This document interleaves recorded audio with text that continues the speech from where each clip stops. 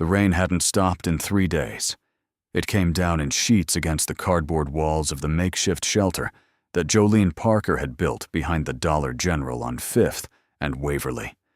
She pressed her 7-year-old daughter, Maisie, closer to her chest, trying to keep the dampness from soaking through the last dry blanket they owned. Maisie's little body trembled, not from cold, but from the cough that had been rattling in her lungs for 2 weeks now. And it would get worse. Wondering if this was the night it would get worse. Wondering if this was the night she'd have to make the walk to the emergency room and face the look on the nurse's face when she admitted she had no insurance, no address, no way to pay. Jolene was 31 years old, but if you saw her on the street, you'd guess closer to 45.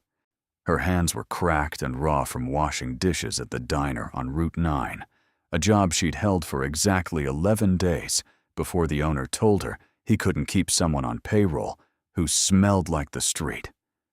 She didn't argue. She didn't cry. She just untied the apron, folded it neatly on the counter, and walked out into the parking lot where Maisie was sitting on the curb drawing pictures in the dirt with a stick. That was Tuesday. By Thursday, they were back to eating from the donation bin behind the Baptist church, the one the pastor left unlocked on purpose, but never talked about from the pulpit. Before all of this, before the shelter and the cardboard and the rain, Jolene had been someone. Not rich, not powerful, not important by any measure most people would use. But she had been someone with a roof and a door that locked, and a refrigerator that hummed in the kitchen. Or she'd been a medical billing clerk at a small practice in Ridgemont, North Carolina, pulling in just enough to cover rent on a 2-bedroom apartment and keep Maisie in the church daycare down the road. It wasn't glamorous, it wasn't comfortable, but it was life, and it was hers. Then Marcus left. Not with a fight, not with a dramatic goodbye, not with anything that made a good story. He just left. Took the car, the savings account, and every last shred of stability Jolene had managed to stitch together over 4 years of doing everything right. She came home from work on a Wednesday to find the apartment half empty and a note on the kitchen counter that said, "I can't do this anymore. Don't look for me." She didn't. She couldn't. She had Maisie to feed and rent due in 6 days. The landlord gave her 30 days, then 20, then 14. Then one morning she woke up and there was a notice taped to her door and a padlock on the handle. And just like that, Jolene Parker was homeless. She tried the shelters, all full. She tried the churches. They gave her canned food and prayers, but no beds. She tried her mother, but her mother had died 2 years ago, and her father had been gone since she was 9. She had one sister, Darlene, who lived 40 minutes away in a brick house with a 2-car garage, and a husband named Greg, who sold insurance and thought poor people were poor because they didn't try hard enough. Jolene called her once. Darlene said she'd think about it, and then never called back. So there she was, behind the Dollar General, in the rain, with Maisie coughing against her chest and the world pressing down on her shoulders like a concrete slab. And the worst part, the part that ate at her more than the hunger and the cold and the shame, was that nobody looked at her anymore. Not really. People walked past her like she was a crack in the sidewalk, something to step over, something to pretend wasn't there. She had become invisible, and invisible people don't get second chances. At least, that's what she believed. Until the morning she met Gerald Finch. And Gerald Finch was the kind of man who wore suspenders unironically and carried a leather briefcase that looked like it had been through 2 world wars. He was 74 years old, rail thin, with a shock of white hair that stuck out in every direction like he'd been recently electrocuted. He was also the county tax assessor for Ridgemont and the surrounding townships, a job he had held for 41 years and showed no signs of retiring from. Gerald Finch didn't believe in retirement, and he believed in property taxes, accurate record-keeping, and minding your own business, in roughly that order. Jolene first encountered him on a Tuesday morning in the county clerk's office. She'd gone there to apply for emergency housing assistance, a program she'd heard about from a woman at the soup kitchen who said you could sometimes get a voucher if you had a child under 10. The line was long. The chairs were hard. The fluorescent lights buzzed like angry wasps. So Maisie sat on the floor drawing on the back of a tax form someone had left behind, and Jolene sat beside her, filling out paperwork with a pen that kept running out of ink. Gerald Finch walked past her 3 times before he stopped. He looked down at Maisie's drawing, then at Jolene's paperwork, then at the line stretching to the door, and he let out a long, slow sigh, the kind of sigh that contained an entire philosophy about the inefficiency of government bureaucracy. "You're filling out the wrong form," he said, without introduction or preamble. He pointed at the paper in her hand. "That's the 7B. You need the 7C. The 7B is for single adults without dependents. You've got a dependent." He nodded toward Maisie. "She your daughter?" Jolene looked up at him. "Yes, sir." "Then you need the 7C, and you need to go to Window 4, not Window 6. Window 6 handles commercial disputes." He paused, studying her for a moment with sharp, the pale blue eyes that seemed to catalog everything about her in approximately 2 seconds. "You're homeless?" The word landed like a slap, even though his tone was matter-of-fact, not cruel. Jolene swallowed hard. "Yes, sir. We are." Gerald Finch stood there for a long moment, his lips pressed together in a thin line. Then he reached into his breast pocket, pulled out a business card, and handed it to her. "Come see me Thursday, 11 o'clock. My office is down the hall, room 114. Now, I might have something for you. Might not. But come anyway." And then he walked away, his suspenders catching the fluorescent light, his briefcase swinging at his side, leaving Jolene holding a cream-colored business card that read, "Gerald Finch, County Tax Assessor," with a phone number and an address in neat black type. She went on Thursday. She almost didn't.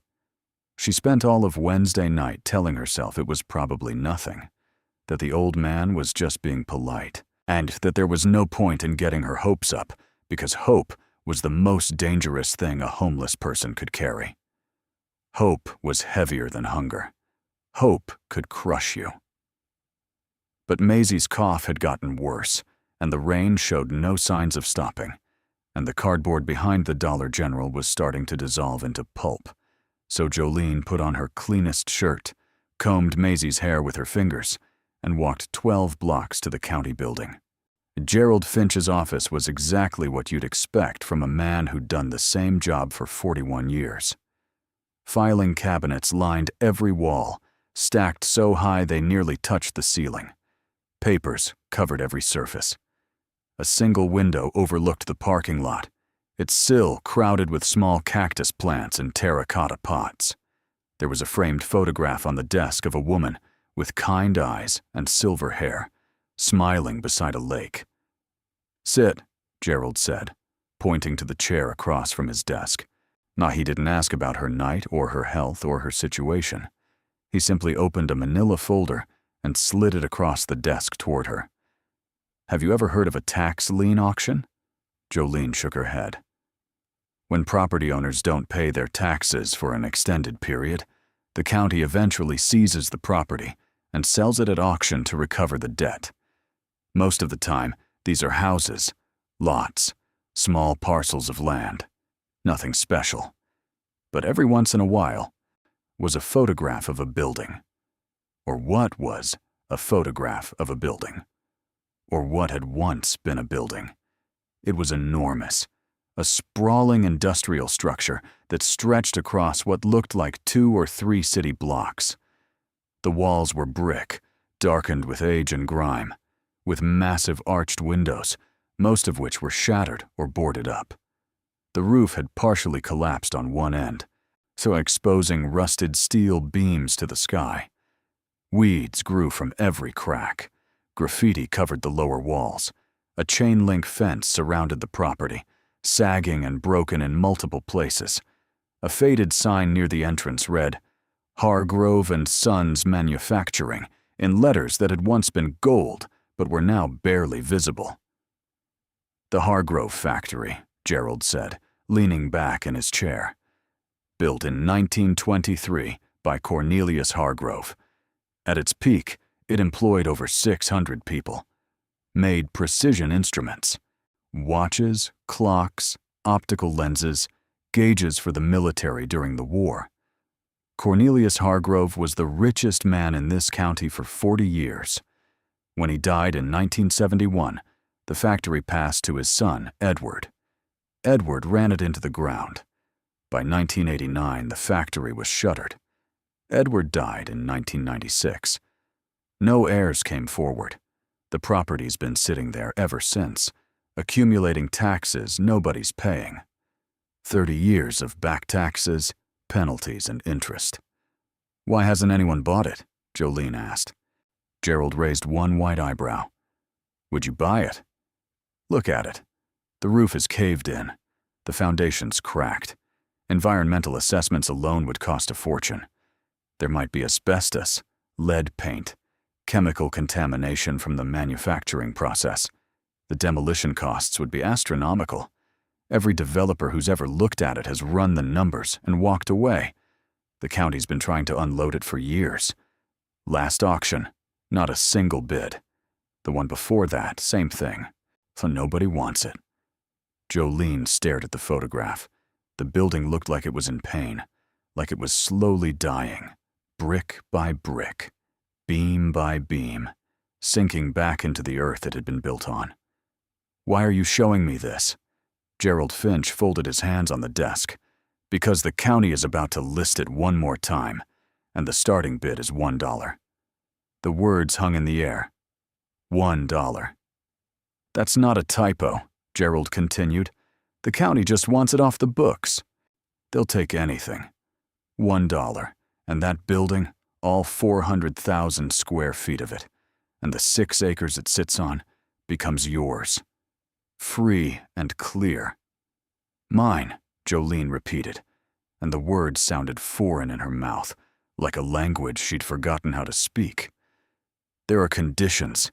You'd be responsible for the property from the moment of purchase. Any liability, any environmental issues, any structural failures, that's all on you. And you'd need to bring it up to minimum code within 5 years, or the county can reclaim it.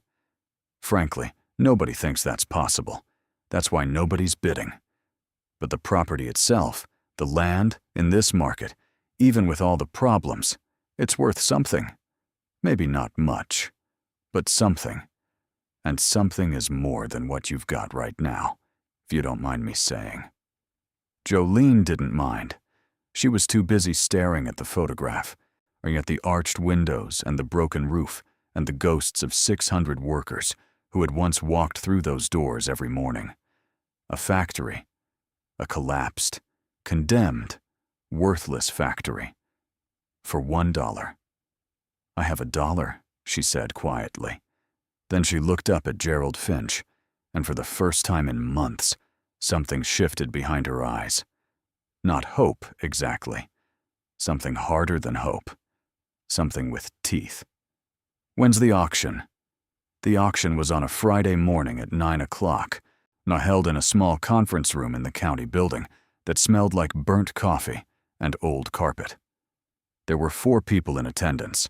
Gerald Finch, who presided over the proceedings with the gravity of a Supreme Court justice.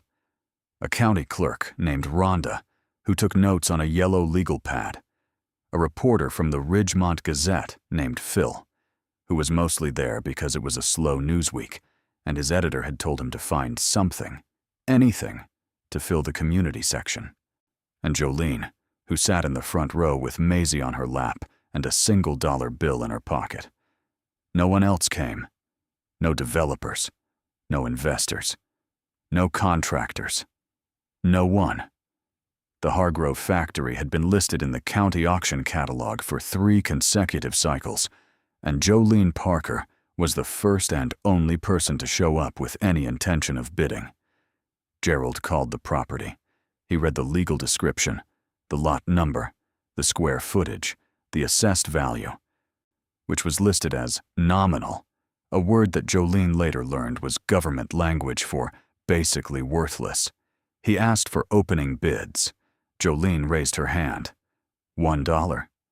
Gerald looked at her. Rhonda looked at her. Phil from the Gazette looked up from his phone. $1, Gerald repeated. Do I hear two? Silence. $1 going once. $1 going twice. He paused, and something that might have been the faintest trace of a smile crossed his thin, weathered face. Sold, and to Ms. Jolene Parker for $1. Rhonda stamped the paperwork. Phil took a photograph that would later run on page 7 of the Gazette, under the headline, Homeless Woman Buys Condemned Factory for $1. Gerald handed Jolene a pen, and she signed her name on the deed transfer. And just like that, Jolene Parker, who 12 hours ago had been sleeping behind a dumpster with a sick child and a wet blanket, owned 400,000 square feet of industrial real estate. The news spread fast. In a town the size of Ridgemont, everything spreads fast. By Saturday afternoon, it seemed like everyone had an opinion about the homeless woman who bought the Hargrove factory. At the Ridgemont diner, where Jolene had briefly worked, the waitresses talked about it during the lunch rush. She's crazy, said Tammy, who had the booth section and a tendency toward definitive statements. That building's going to fall on her head. They should have condemned it years ago. You watch. It finishes caving in. At the hardware store, finishes caving in. At the hardware store on Main Street, 2 men in paint-stained overalls discussed it over the register. $1, said the first man, shaking his head. Even that's too much. You couldn't pay me to take that building. The environmental liability alone could be 6 figures. She has no idea what she just stepped in. At the Baptist church, during the Wednesday evening prayer circle, Mrs. Donnelly brought it up during the open sharing portion. I feel sorry for her, I really do, she said, with the particular blend of sympathy and satisfaction that certain people achieve when discussing the misfortunes of others. But buying a building when you can't even feed your child, that's not faith, that's foolishness. Someone should have stopped her. And at the brick house with the 2-car garage 40 minutes away, Darlene took a long sip of white wine and said to her husband, Greg, my sister bought a building, a whole building, for $1. I swear, she gets dumber every year. Next, she'll be telling me she's going to fix it up and turn it into a palace. Greg laughed without looking up from his phone and said, some people just can't be helped. Nobody helped. Nobody offered. Nobody thought it was anything other than the latest chapter in the sad or predictable decline of a woman who had clearly lost whatever fragile grip she'd once had on reality. A homeless woman buying a condemned factory. It was a joke, a punchline, something to shake your head at in the checkout line at the grocery store. Nobody saw possibility. Nobody saw potential. Nobody looked at Jolene Parker and thought she might be onto something, because nobody had ever looked at Jolene Parker and thought much of anything at all. Jolene didn't listen to any of them, or she couldn't afford to. Listening to other people's opinions about her life was a luxury reserved for people who had other options, and Jolene had exactly one option, and it was 400,000 square feet of crumbling brick and broken glass sitting on 6 acres of overgrown land at the end of an industrial road that hadn't been repaved since the Clinton administration. She and Maisie moved into the factory on a Sunday morning. They entered through a side door that was missing its handle, sort of a vast, echoing cavern of concrete, and a vast, echoing cavern of concrete and steel littered with debris from the collapsed roof section. Rusted machinery stood in rows like metal tombstones. Water pooled on the floor from a dozen different leaks. Pigeons roosted in the exposed rafters, and their droppings covered everything in a gray-white crust, And the air smelled like mildew, rust, and something chemical that Jolene couldn't identify, but that made her eyes water. But not all of the building was destroyed. The east wing, the section farthest from the roof collapse, was structurally intact. The ceiling held. The windows, while filthy, were unbroken. And there was a small office on the second floor, probably the foreman's office, that still had 4 walls, a door that closed, and even a functioning radiator connected to an old steam system that, by some miracle of engineering, still worked when Jolene turned the valve. She stood there in that office, feeling the warmth creep into the pipes, listening to the radiator tick and hiss, and she cried. Not from sadness, from warmth. It had been 4 months since she'd been warm. She cleaned the office first, swept the floor, scrubbed the walls, and covered the window with a sheet of plastic she found in the supply closet down the hall. She dragged in a mattress she'd found, leaning against a dumpster behind the furniture store on Oak Street. A mattress that was stained and sagging, but dry and soft. And she set it up in the corner of the office with their blankets and Maisie's stuffed bear, a one-eyed rabbit named Professor Buttons, who had survived every disaster with the same lopsided expression of mild concern. That first night in the factory, Maisie fell asleep within minutes, curled around Professor Buttons, her cough quieter than it had been in weeks, soothed by the warmth of the radiator and the walls that didn't dissolve in the rain. Jolene sat beside her, listening to the building breathe, because it did breathe. Old buildings do that. They settle and creak and groan, and if you listen closely, you can hear the weight of all the years pressing down on the beams, on all the lives that passed through the doors, all the work that was done and undone within the walls. The Hargrove factory breathed like something old and tired, something that had been holding its breath for 30 years, waiting for someone to come back. "We're here," Jolene whispered to the building, to the dark, to nobody. "We're here." Over the next 2 weeks, Jolene explored the factory, the way an archaeologist explores a tomb, carefully, methodically, and with a flashlight in one hand and a growing sense of wonder that she kept carefully hidden behind the practical mask of a woman who had learned not to expect good things. The building was massive, far larger than it appeared from outside. The main manufacturing floor alone could have held a football field. Beyond it, there were storage rooms, loading docks, a cafeteria with a kitchen, locker rooms, a boiler room that descended 2 levels underground, and a labyrinth of hallways and stairwells that connected the various wings like arteries in a giant body. She found things as she explored. Mundane things, mostly. Old-time cards with names and dates from the 1970s and 1980s. Coffee mugs with the Hargrove and Sons logo, a clock face inside a gear. Work boots left in lockers. A calendar on a wall still showing October 1989, the month the factory closed, as if time itself had stopped at the threshold and refused to enter. She found tools in the machine shop, still organized on their peg boards, wrenches and calipers, and precision files coated in 30 years of dust, but otherwise untouched. She found filing cabinets full of production records, quality control reports, shipping manifests, the entire paper skeleton of a business that had once been alive. But it was on the 12th day that she found the door. She was in the basement level of the east wing, the part of the building that was structurally sound, but clearing debris from a hallway that she thought might lead to additional storage space. She'd been down there for hours, working by flashlight, moving broken pallets, and collapsed shelving out of the way. The air was thick and still, with a mineral smell like wet stone. Maisie was upstairs in the office, drawing pictures and talking to Professor Buttons about her plans for the factory, which at last count included a swimming pool, a library, and a room filled entirely with kittens. Jolene moved a heavy steel shelving unit away from the wall and stopped. Behind the shelving unit, set into the concrete wall, was a door. Not a regular door. This was something else entirely.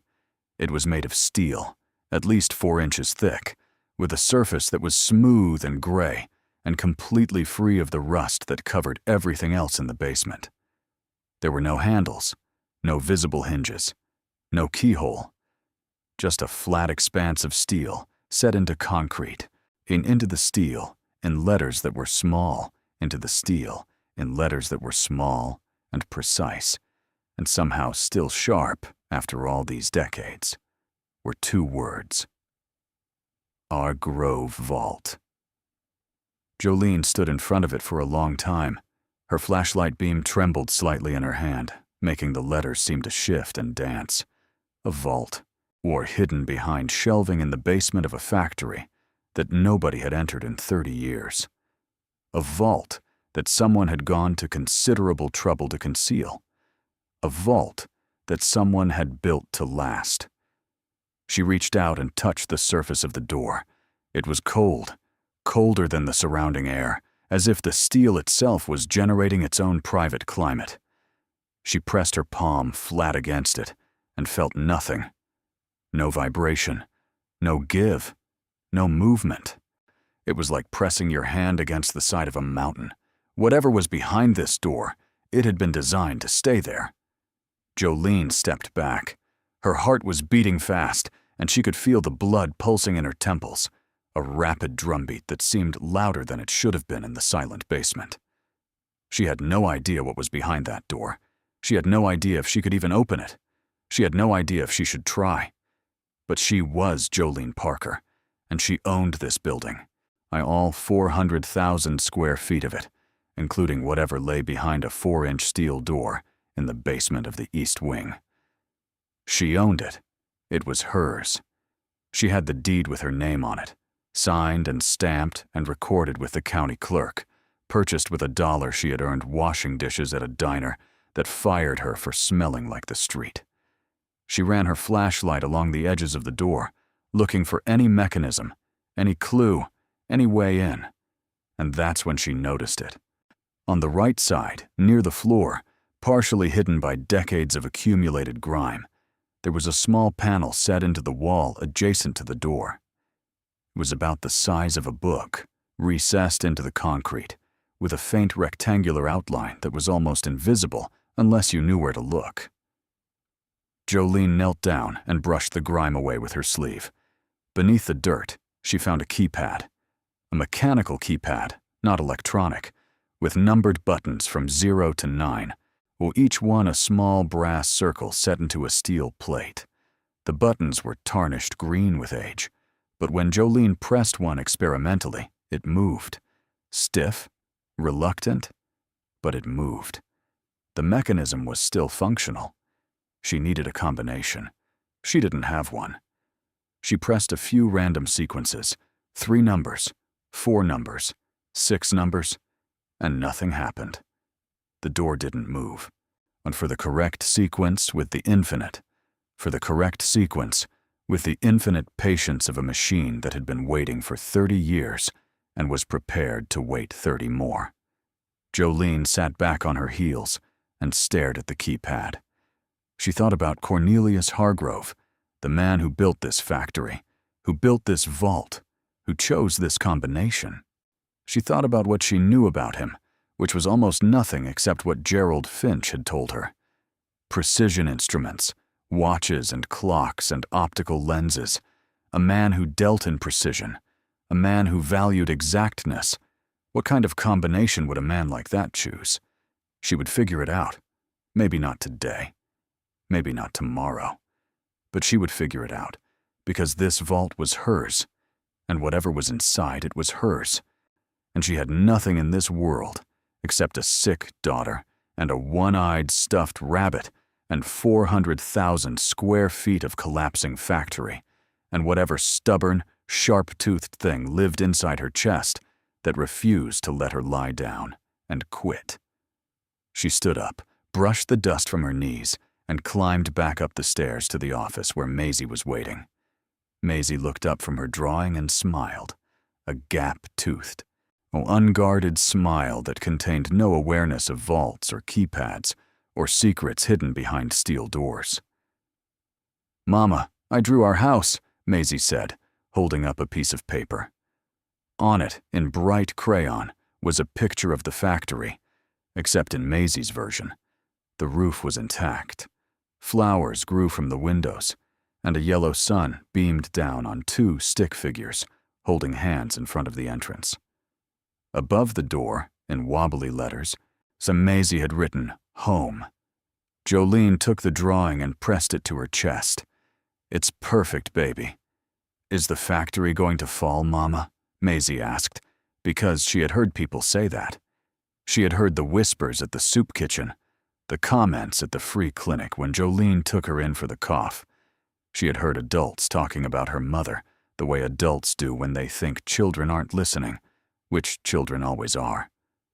"No," Jolene said, and her voice was steady as stone. "It's not going to fall. It's going to stand. We're going to make it stand." That night, after Maisie was asleep, Jolene went back down to the basement with her flashlight and a notebook she'd found in one of the offices. She sat cross-legged in front of the vault door and began to write down everything she could think of. Dates, numbers, anything connected to Cornelius Hargrove, to the factory, to the history of the building. She wrote down the year it was built. 1923, the year it closed. 1989, the year Cornelius died. 1971, his son's death. 1996. She wrote down the address of the factory, the number of employees, the founding date of the company. She tried each one on the keypad, and each one produced nothing. She went to the public library the next morning, Maisie in tow, and spent 4 hours in the local history section, reading everything she could find about Cornelius Hargrove. He had been born in 1899 in Ridgemont, married in 1922 to a woman named Eleanor. One son, Edward, unborn in 1930. He'd started the factory with $800 in borrowed money and a set of watchmaking tools he'd inherited from his father. The factory had grown from a single room to a sprawling complex over the span of 20 years. During World War II, Hargrove and Sons had produced precision optical instruments for the United States military, including gun sights, rangefinders, and navigational equipment.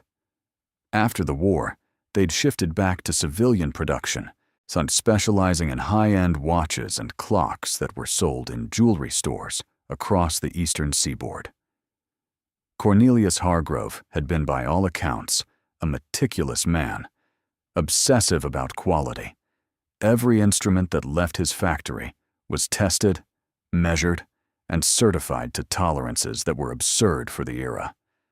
He personally inspected finished products on the manufacturing floor, running his hands over each piece, checking for imperfections that were invisible to everyone but him.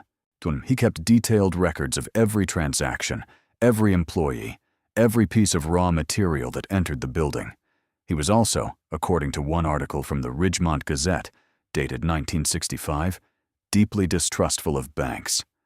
The article mentioned, almost as an aside, that Hargrove was known to keep significant assets close at hand, a phrase that the reporter seemed to find quaint and the tax authorities apparently found frustrating. Close at hand. Jolene read that phrase 3 times. Then she looked at the photograph accompanying the article, a black and white image of Cornelius Hargrove standing in front of his factory, wearing a suit and tie and a watch on his left wrist that caught the light. He looked like a man who kept his secrets within arm's reach. She went back to the factory that afternoon, back down to the basement, back to the keypad. She tried Cornelius's birthday, 1899. Nothing. His wife's birthday, which she'd found in the library's genealogy records. 1901. Nothing. Their wedding date, their son's birthday, the date the factory received its military contract. Nothing. Nothing. Nothing. She was about to give up for the day when she noticed something she'd missed before. Above the keypad, scratched into the steel plate so faintly that she had to hold her flashlight at an angle to see it, were 3 tiny marks. 3 small lines, evenly spaced, each one exactly the same length, like tick marks on a ruler, or like the markers on a watch face between the hours. 3 marks, 3 sets of numbers. Jolene stared at those marks for a long time.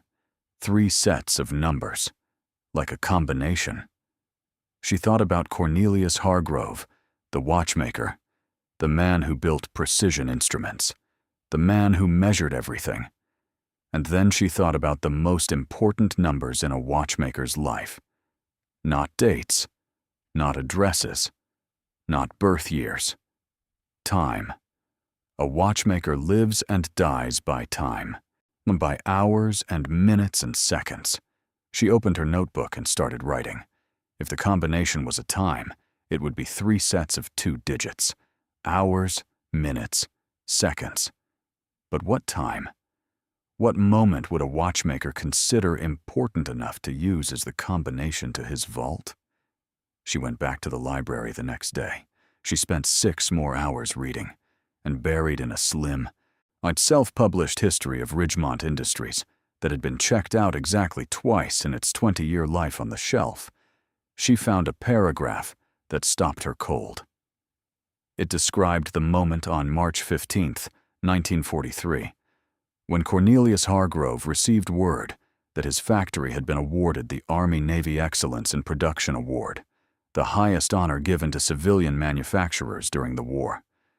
The award was announced at exactly 10:47 a.m. The book noted that Hargrove had stopped the factory clock at that precise moment and left it frozen there for a full week, telling his workers, "Remember this time. This is when they told us we were the best." 10:47. Jolene's hands were shaking as she wrote it down, but that was only 4 digits. The keypad seemed to want more. She needed seconds, too. She dug deeper. She found a photograph in another book, a wide shot of the factory floor taken the day of the award announcement. Going to be 15 seconds. 10:47. 15. She'd be 15 seconds. 10:47. 15. She practically ran back to the factory, down the stairs, through the hallway, past the shelving she'd moved.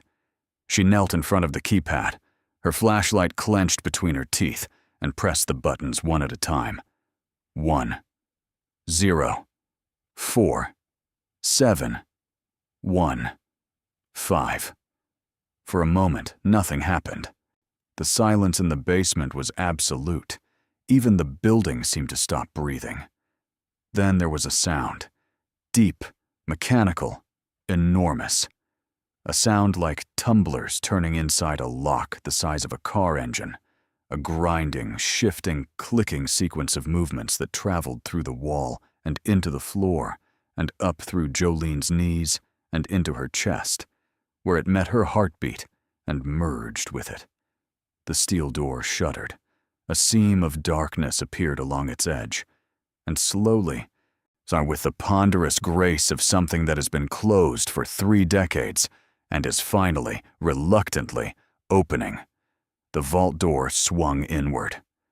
Cold air rushed out, dry and sharp, carrying a smell like stone and metal and time. Jolene's flashlight beam cut into the darkness beyond the door, and what it revealed made her drop to her knees.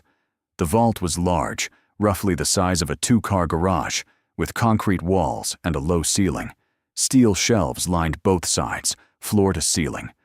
And on those shelves, arranged with the precision of a man who measured everything to the 1,000th of an inch, were cases. Dozens of them. Small wooden cases, each one about the size of a cigar box, with brass latches and the Hargrove & Sons logo stamped into their lids. They were stacked neatly, 5 high in some places, labeled with small brass plates that bore numbers and dates. Jolene picked up the nearest case with trembling hands. She unlatched it. Inside, nestled in a bed of dark velvet, were diamonds, not jewelry, not rings or necklaces or bracelets. Raw, uncut diamonds of varying sizes, the largest about the size of a marble, the smallest like grains of rice, all of them catching her flashlight and throwing it back in splinters of white fire that danced across the vault walls like stars. She opened another case, more diamonds, another. The same. She moved down the shelf, opening case after case, and every single one contained diamonds.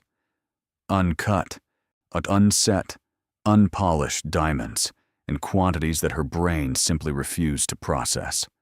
She counted the cases. 47 on one side, 51 on the other. 98 cases total.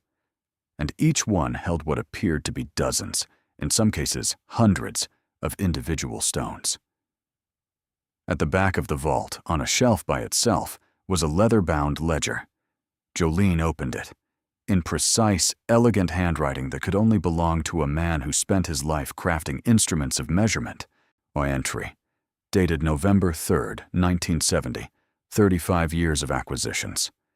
The final entry, dated November 3rd, 1970, approximately 1 year before Cornelius died, read simply, total inventory, 47,218 stones. Estimated aggregate weight, 15,847 carats. God willing, someone worthy will find them. Jolene sat on the cold concrete floor of the vault, surrounded by 98 cases of diamonds and a dead man's meticulous records, and she did not move for a very long time. The flashlight made a circle of light on the ceiling. The vault door stood open behind her, breathing its cold, preserved air into the basement. Somewhere above her, Maisie was sleeping in the foreman's office with Professor Buttons and a drawing of a factory that didn't fall down. 15,847 carats of diamonds. But she didn't know what that was worth.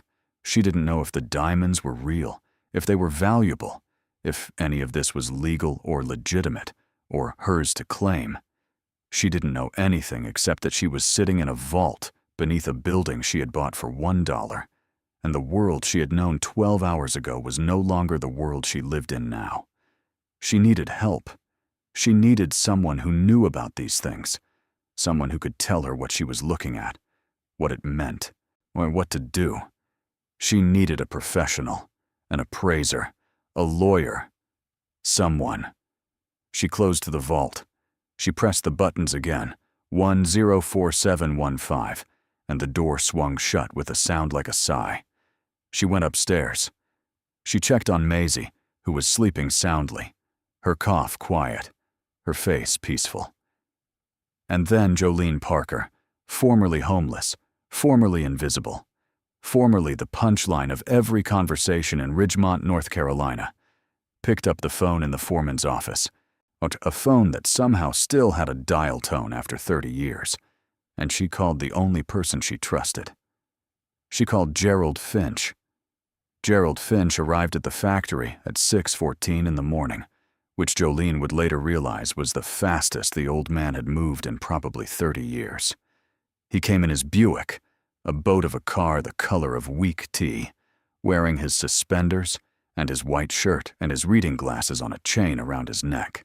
And he brought with him a thermos of coffee and the expression of a man who had been told something on the telephone that he needed to see with his own eyes before his brain would agree to believe it. Jolene met him at the side door. She hadn't slept. She had spent the entire night sitting in the foreman's office, staring at the ceiling, listening to Maisie breathe, running numbers in her head that refused to make sense. 15,847 carats.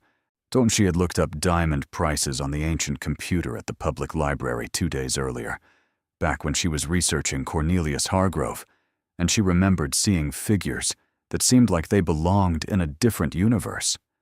Thousands of dollars per carat for rough stones. Tens of thousands for cut and polished gems of good quality. The math she kept doing in her head produce numbers so large that her brain simply rejected them, the way the body rejects a transplanted organ. It couldn't be real. Numbers like that didn't happen to women who slept behind dumpsters. Gerald followed her through the factory without speaking, down the stairs to the basement, through the hallway, past the shelving she had moved. He stood in front of the vault door and read the words embossed in the steel and said nothing. Jolene punched in the combination, 104715, and the tumblers turned and the door swung open. And Gerald Finch stepped inside the vault and stood very still for a very long time. He picked up one of the wooden cases, opened it, looked at the diamonds inside, closed it, opened another, closed it. He did this 7 times, methodically, without hurrying, the way a man counts something he doesn't quite believe. Then he picked up the leather ledger and read the first page, and the second page, and the 10th page. When he finally spoke, his voice was quiet. I knew Cornelius Hargrove, not well. I was a young man when he was old. But I remember him. He used to come into the tax office every year to pay his property taxes in person, always in a suit, always with exact change. He'd count it out on the counter, bill by bill, coin by coin, like he was assembling a watch. Gerald set the ledger down. We always wondered where his money went. When he died, his estate was almost empty. The lawyers couldn't find anything. No bank accounts to speak of. No investments. Nothing. His son Edward inherited the factory, and not much else.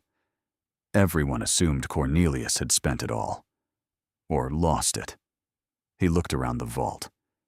He didn't lose it. He converted it. Every dollar he ever made, he turned into these. Are they real? Jolene asked, and the question sounded absurd even as she said it, but she had to ask it, because the distance between her life yesterday and her life today was so vast that she needed someone to confirm she hadn't lost her mind. Gerald picked up a single stone from the nearest case, held it up to his flashlight, and turned it slowly. I'm a tax assessor, not a gemologist, but I've seen enough appraisals cross my desk to know what raw diamond looks like. You need a lawyer, a good one. Not the you need a lawyer, a good one. Not the kind that advertises on bus benches, the kind that handles estates and found property and asset claims. Because what you're looking at here, Jolene, if this ledger is accurate, if these stones are what they appear to be, or you're looking at something that's going to attract a lot of attention, and not all of it is going to be friendly. What do you mean? Gerald looked at her with those sharp blue eyes. I mean that when word gets out that a homeless woman found $300 million in diamonds in a condemned factory she bought for $1, every lawyer, every con artist, every distant cousin, every government agency, and every person who ever shook Cornelius Hargrove's hand is going to come knocking on that door. And some of them are going to try to take this away from you. Jolene felt something cold move through her chest, a sensation like ice water being poured directly into her veins. Can they do that? That depends on a lot of things. Who has the stronger claim? Whether the property deed includes the contents of the building.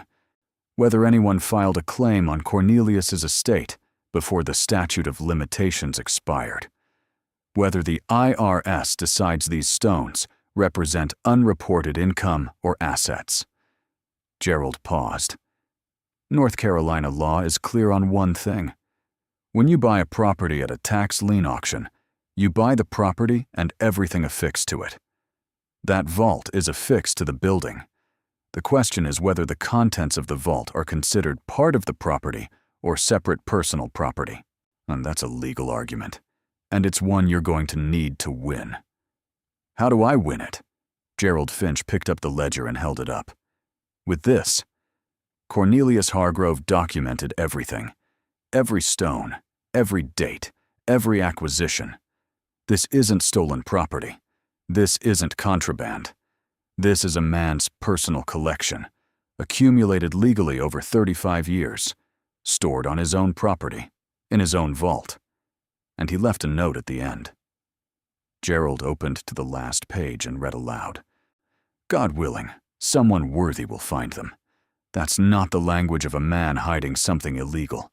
That's the language of a man leaving a legacy. Gerald helped her close the vault. They went upstairs.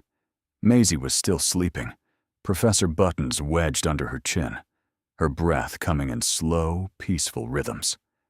Gerald poured coffee from his thermos and handed Jolene a cup, and they sat in the foreman's office as the morning light crept through the plastic-covered window, and Gerald made 2 phone calls.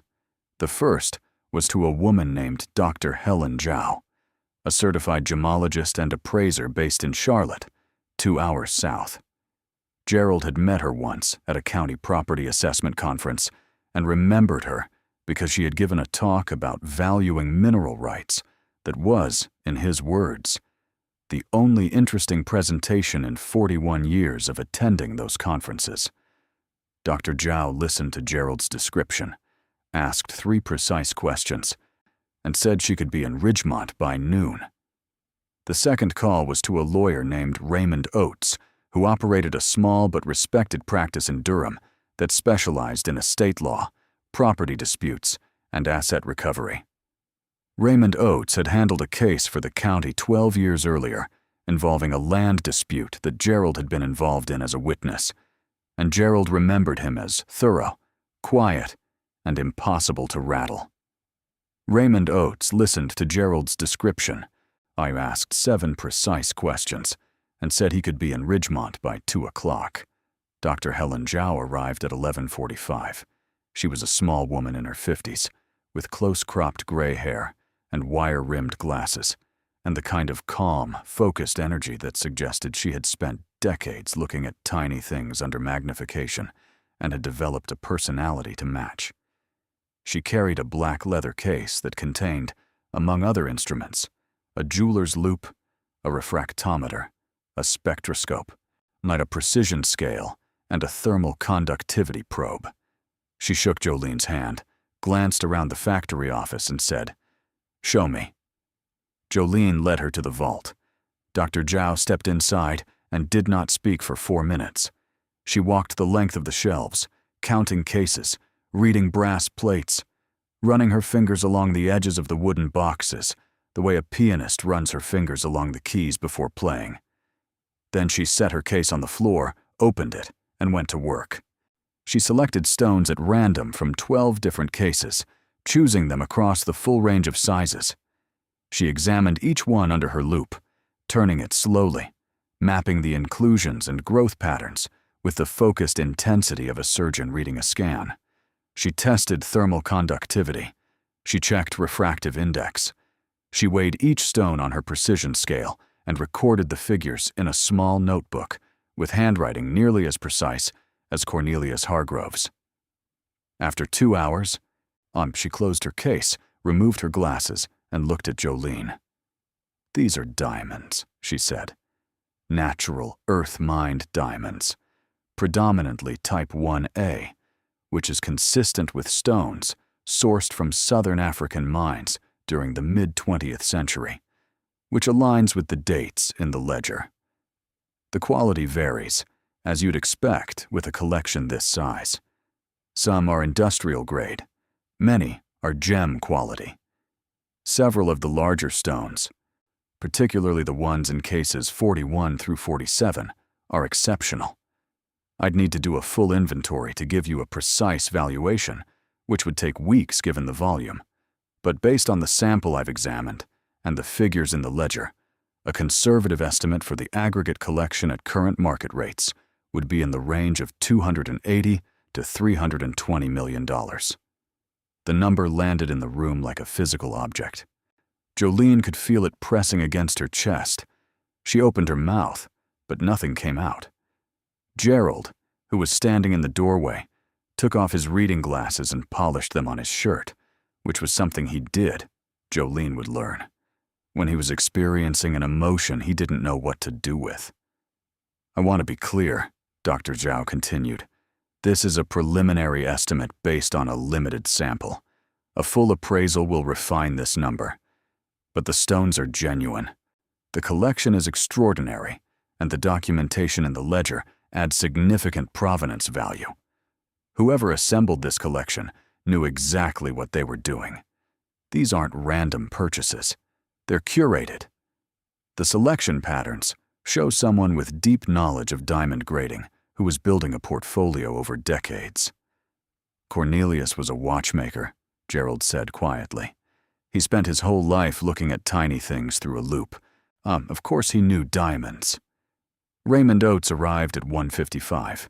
He was a tall man with dark skin and a voice like a cello, and he wore a suit that fit him perfectly and carried a briefcase that looked like it cost more than Jolene's entire previous life.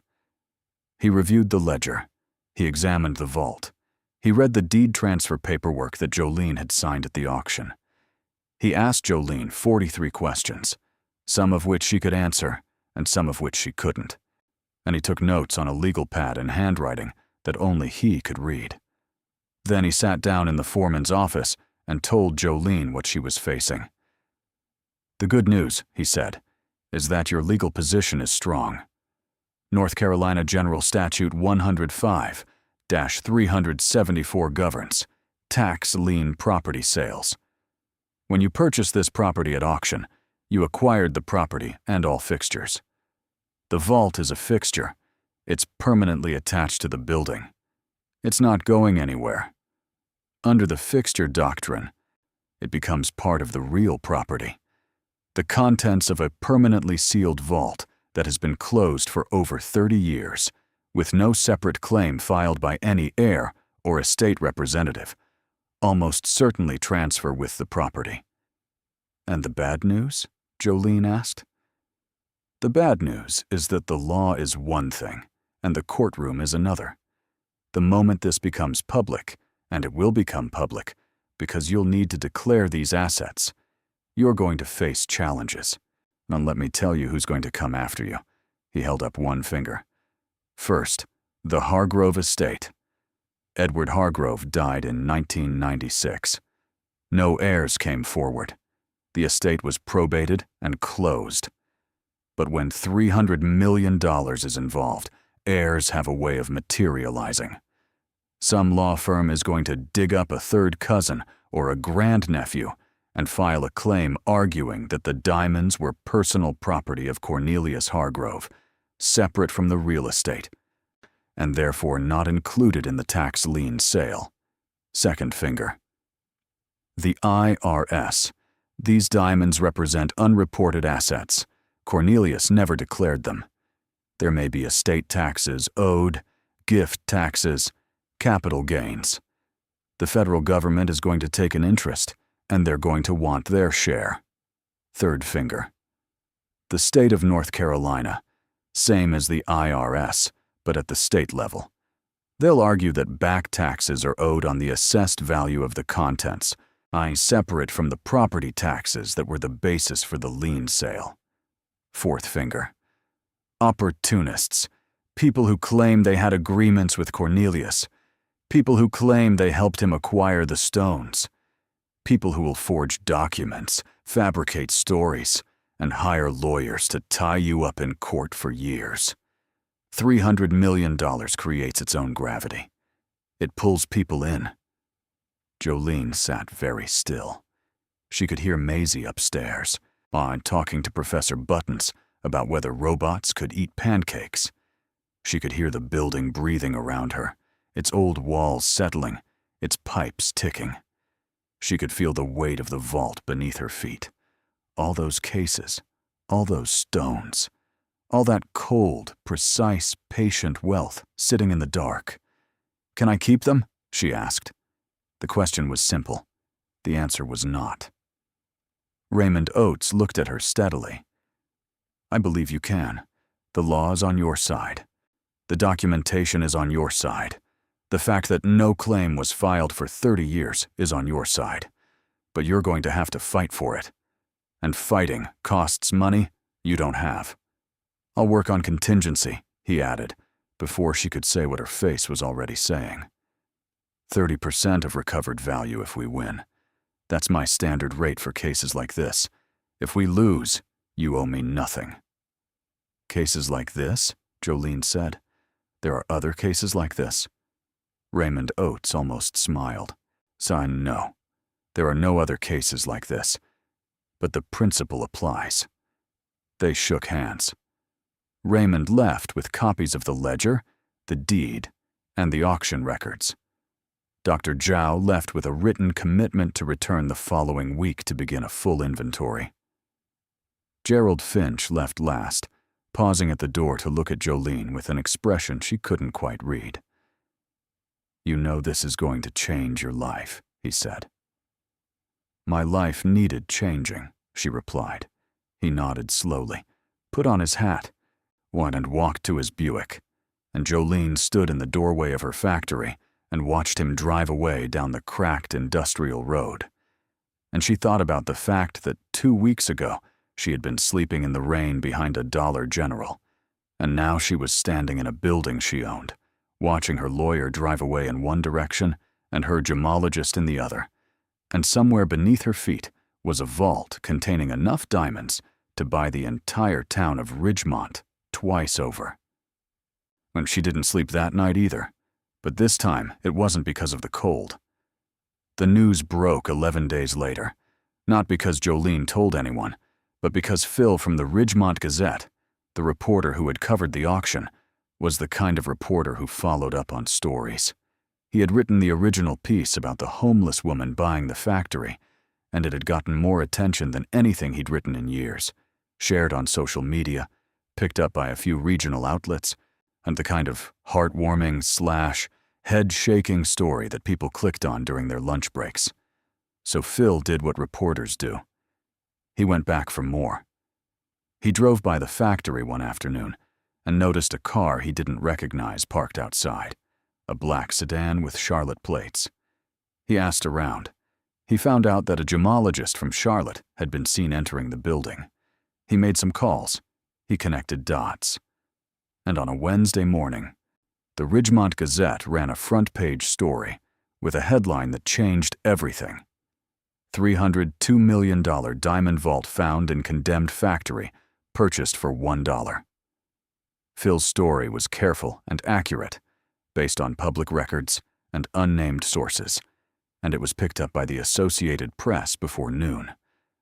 By evening, it was on CNN, Fox News, MSNBC, the BBC, and every major news website in the English-speaking world. By the next morning, a backdrop, using phrases like modern day, a backdrop, using phrases like modern day treasure hunt, and rags to riches, and the most incredible real estate deal in American history. Jolene woke up to the sound of helicopter rotors overhead, and car doors slamming in the parking lot, and someone knocking on the side door with the kind of insistence that suggested they weren't going to stop. She pulled Maisie close, told her to stay in the office with Professor Buttons, and went downstairs to find the world waiting for her. She didn't talk to the reporters.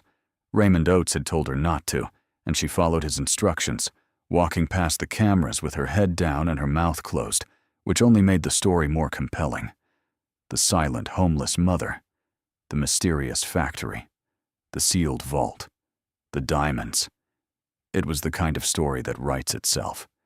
And the media wrote it eagerly, filling in the blanks with speculation and drama and the particular breathless energy that accompanies the discovery that someone who had nothing now has everything. The people of Ridgemont reacted the way people always react when someone they've been looking down on suddenly has something they want. At the Ridgemont diner, Tammy, who had called Jolene crazy 2 weeks earlier, now told customers, "I always knew there was something about that woman. She had a look in her eye. You could tell she was going to do something special." She said this without irony, and without any apparent memory of her previous statements, because people have a remarkable ability to edit their own histories when circumstances change. At the hardware store, The two men in overalls who had said the factory wasn't worth $1 now discussed Jolene's incredible instinct and amazing luck. And one of them mentioned that he had almost bid on that property himself, which was a complete fabrication, but felt true in the way that retrospective stories often do. At the Baptist church, Mrs. Donnelly revised her position during the Wednesday prayer circle. "The Lord works in mysterious ways," she said, folding her hands. "We should all pray for Jolene and that little girl, that they use this blessing wisely. I always had a feeling about that family." She did not mention the word foolishness that she had used the previous week. Nobody mentioned it. The prayer circle had developed a selective amnesia that was, in its own way, a kind of miracle. But not everyone was celebrating, and not everyone had selective amnesia. Some people had very sharp memories, and even sharper appetites. Darlene called on a Thursday, and it was the first time she had called Jolene in over a year, since the call when Jolene had asked for help, and Darlene had said she'd think about it, and then vanished into the comfortable silence of her brick house with the two-car garage. Now Darlene's voice was warm and bright and full of the kind of sisterly affection that had been conspicuously absent when Jolene was sleeping in the rain. "Jolene, honey, oh my God, I just saw the news. I can't believe it. I am so happy for you. Greg and I were just saying how amazing this is. You deserve this so much. You really do. Listen, I know things have been, complicated between us, and I feel just terrible about that. I really do. Greg and I want to come see you. We want to help. You're going to need family around you right now, and we're your family, Jolene. Blood is thicker than water." Jolene listened to her sister's voice, sweet as honey poured over broken glass, and she thought about the night she had called from a gas station payphone, Maisie shivering beside her, asking for a place to stay for just one night. And Darlene had said, "I'll think about it." She thought about the sound of the dial tone after Darlene hung up. She thought about Maisie's cough and the cardboard walls and the rain. "I appreciate the call, Darlene," Jolene said. Her voice was even and calm. "But I've got things handled. Jolene, you can't do this alone. You need people you can trust. Family. I needed family 6 months ago. Nobody answered." There was a pause.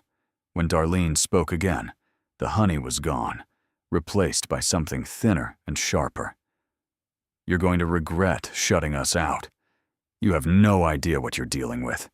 Greg knows people, lawyers, financial advisors. You need professional help, not some old tax collector and a public defender." "Raymond Oates is an estate attorney from Durham," Jolene said. "No, and Gerald Finch is the reason I have a roof over my head. Goodbye, Darlene." She hung up. Her hands were shaking, but her voice had been steady, and that was what mattered. Darlene did not take the rejection well. Within a week, Jolene received a certified letter from a law firm in Raleigh, Pierce, Hartman and Associates, representing Darlene Kessler and Greg Kessler, asserting a familial interest in the discovered assets and requesting mediation regarding the equitable distribution of the diamond collection. The letter was 4 pages long and used the word equitable 11 times. Raymond Oates read the letter, set it down on the desk, and said, "Your sister has no legal standing. North Carolina does not recognize familial claims on assets acquired through a legal property purchase. This is a nuisance filing designed to pressure you into a settlement. I'll respond with a motion to dismiss. It'll be thrown out in 30 days. It was thrown out in 22. But Darlene's letter was just the first. In the weeks that followed, Jolene received 37 separate legal claims, demand letters, and notices of intent to sue. They came from people she had never heard of. A woman in Florida named Patricia Hargrove Mills, who claimed to be Cornelius Hargrove's granddaughter through an illegitimate child Edward had allegedly fathered in 1962. A man in New Jersey named Carl Benton, who produced a handwritten document, later determined to be forged, purporting to be a partnership agreement between himself and Cornelius Hargrove for the joint purchase of diamonds in 1955. A development company in Charlotte called Meridian Capital Group that filed a claim arguing that they had expressed interest in purchasing the Hargrove property prior to the tax lien auction and that the sale was improperly conducted. Raymond Oates handled each one with the systematic precision of a man taking apart a machine. Patricia Hargrove Mills could produce no birth certificate, no DNA evidence, and no documentation of any kind linking her to the Hargrove family. Her claim was dismissed. Carl Benton's supposed partnership agreement was examined by a forensic document analyst who determined that the paper was manufactured in 1998, 27 years after Cornelius Hargrove's death. His claim was dismissed and referred to the district attorney for potential fraud charges. Meridian Capital Group's complaint about the auction process was reviewed by a judge who noted that the property had been listed in 3 consecutive public auction catalogs over a period of 18 months and that Meridian had never submitted a bid, expressed interest, or contacted the county in any way. Dismissed. Each dismissal was a small victory, but Jolene felt no triumph. She felt tired. The legal battles were consuming, even with Raymond handling the details. Every letter that arrived, every phone call from a stranger claiming a piece of what she had found, every news story that speculated about the diamonds, it all added weight.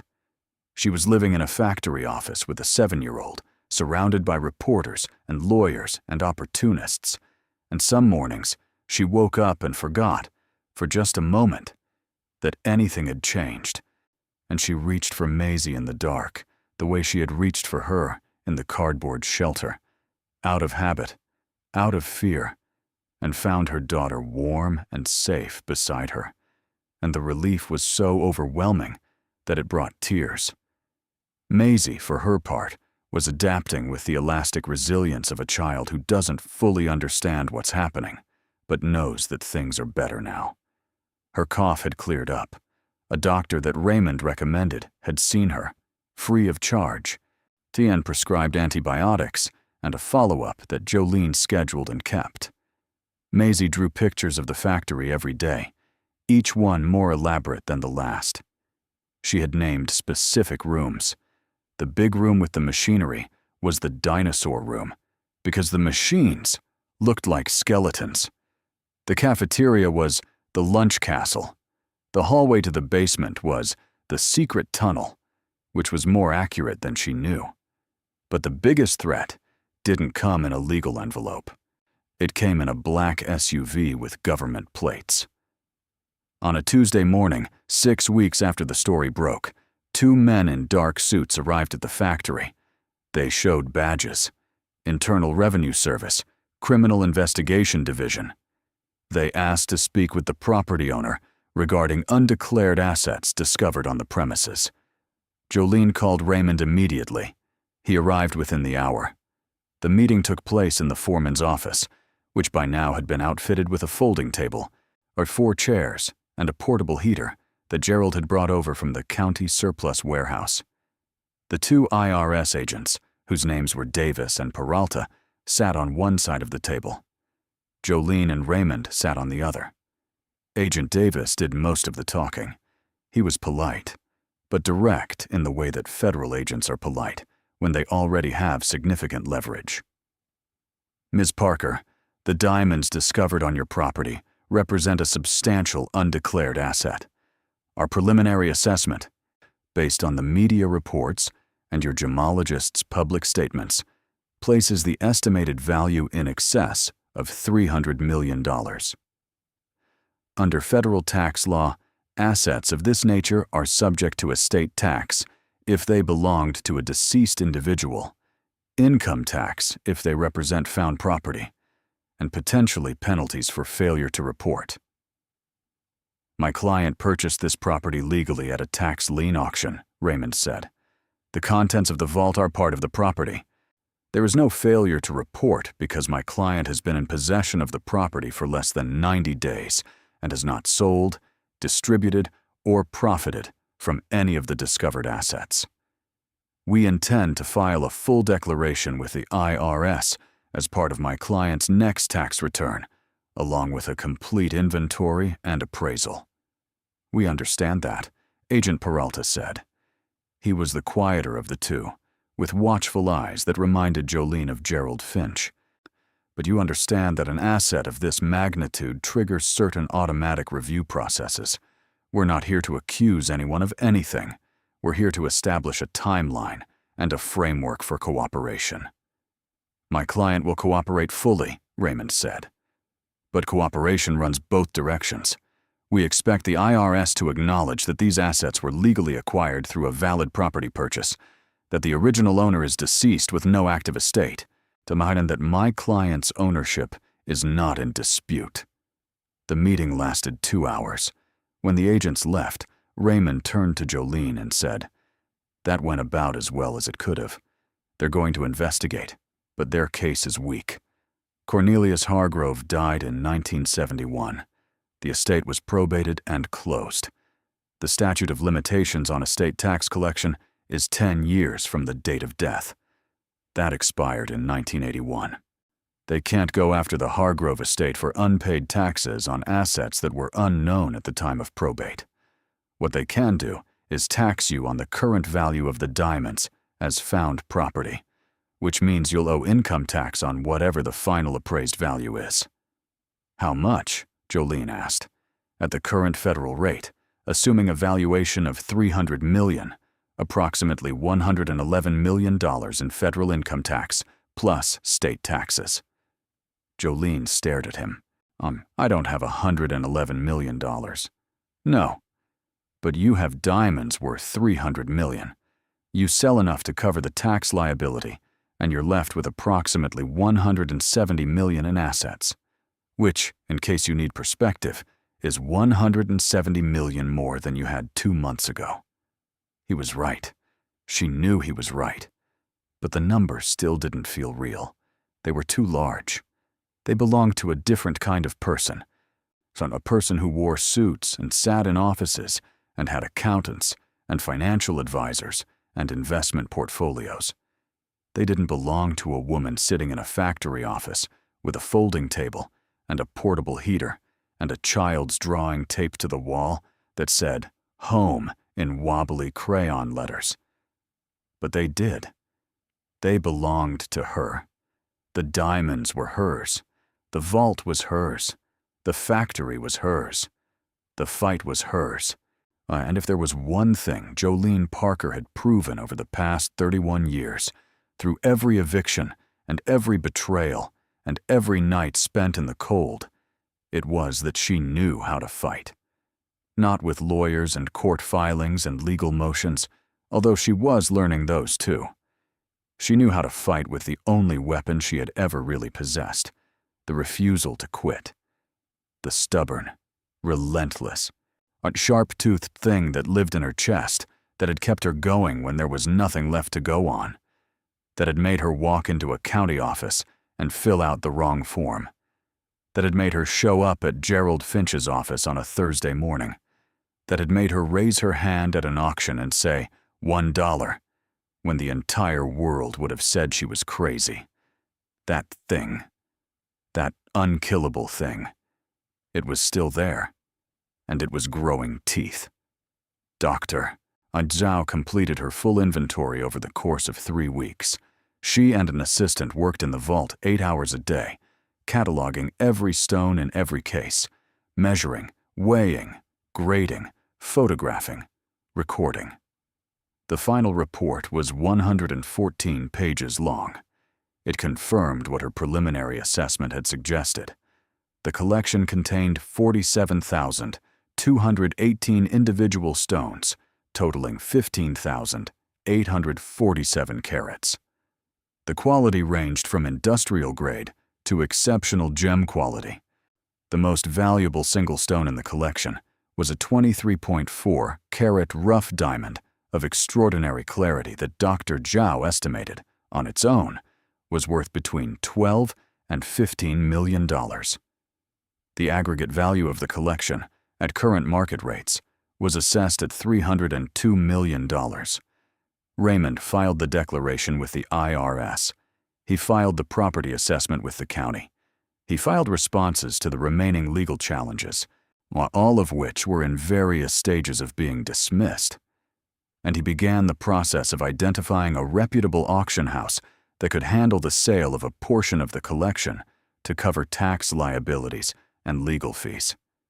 But before any of that could proceed, one more person came to the factory. One more person who would change the course of everything. His name was Arthur Webb, and he arrived on a Friday afternoon in a silver Mercedes with Virginia plates. He was in his 60s, or with a silver beard trimmed to a precise edge and the kind of tan that comes from spending winters somewhere warm. He wore a linen suit despite the season, and shoes that cost more than the factory's monthly water bill.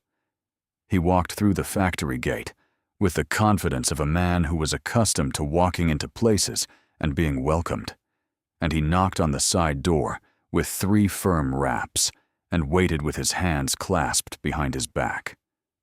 Jolene opened the door, on a private investment vehicle based in Arlington, Virginia.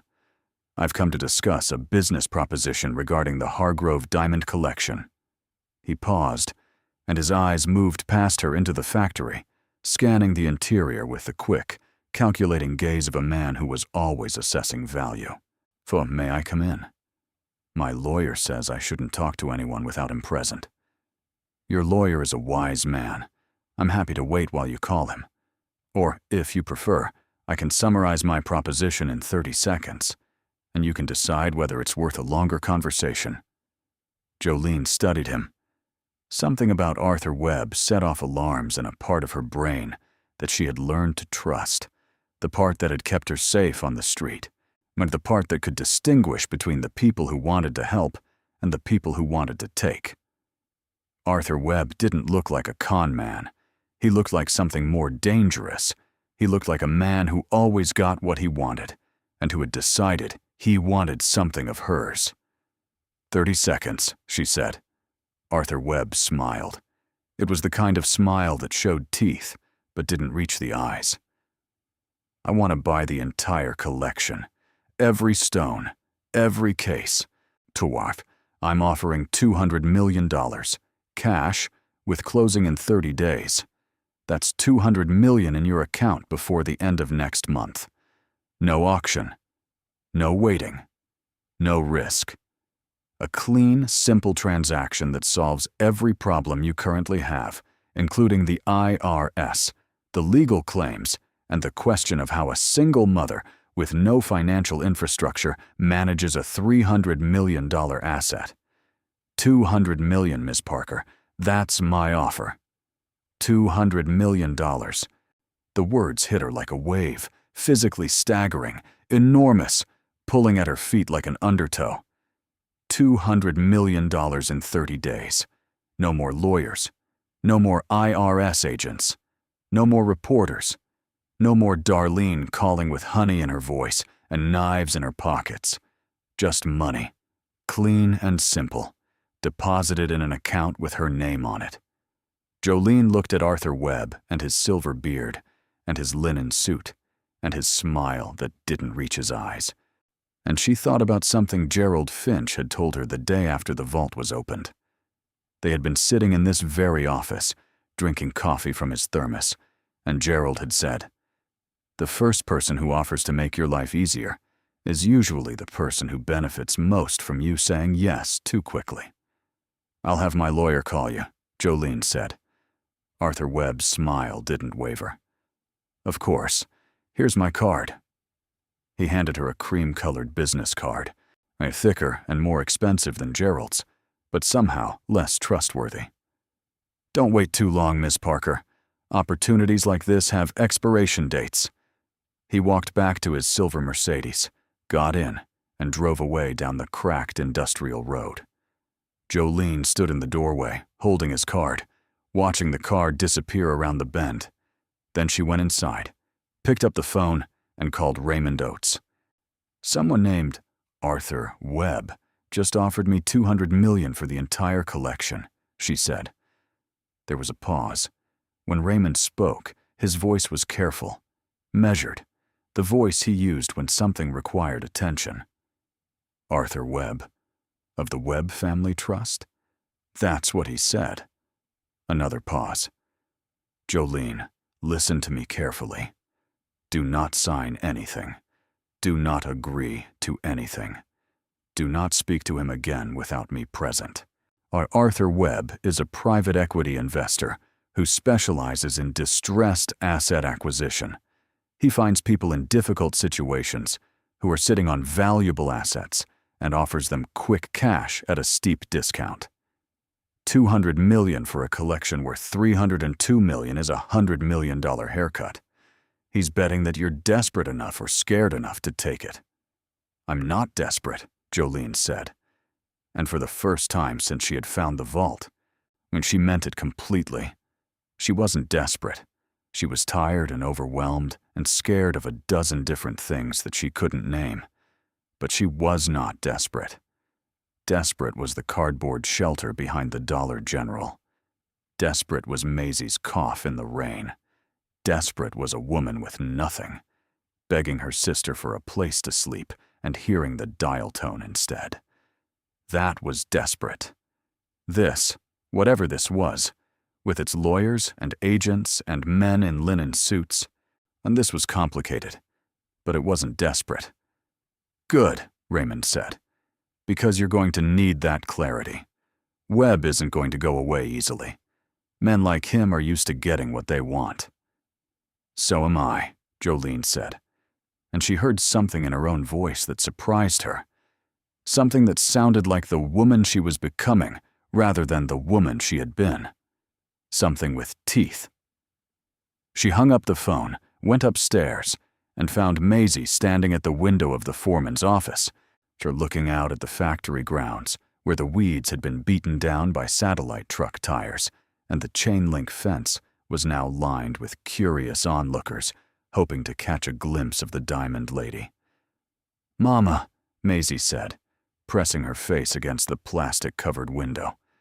"There's a lot of people out there." "I know, baby."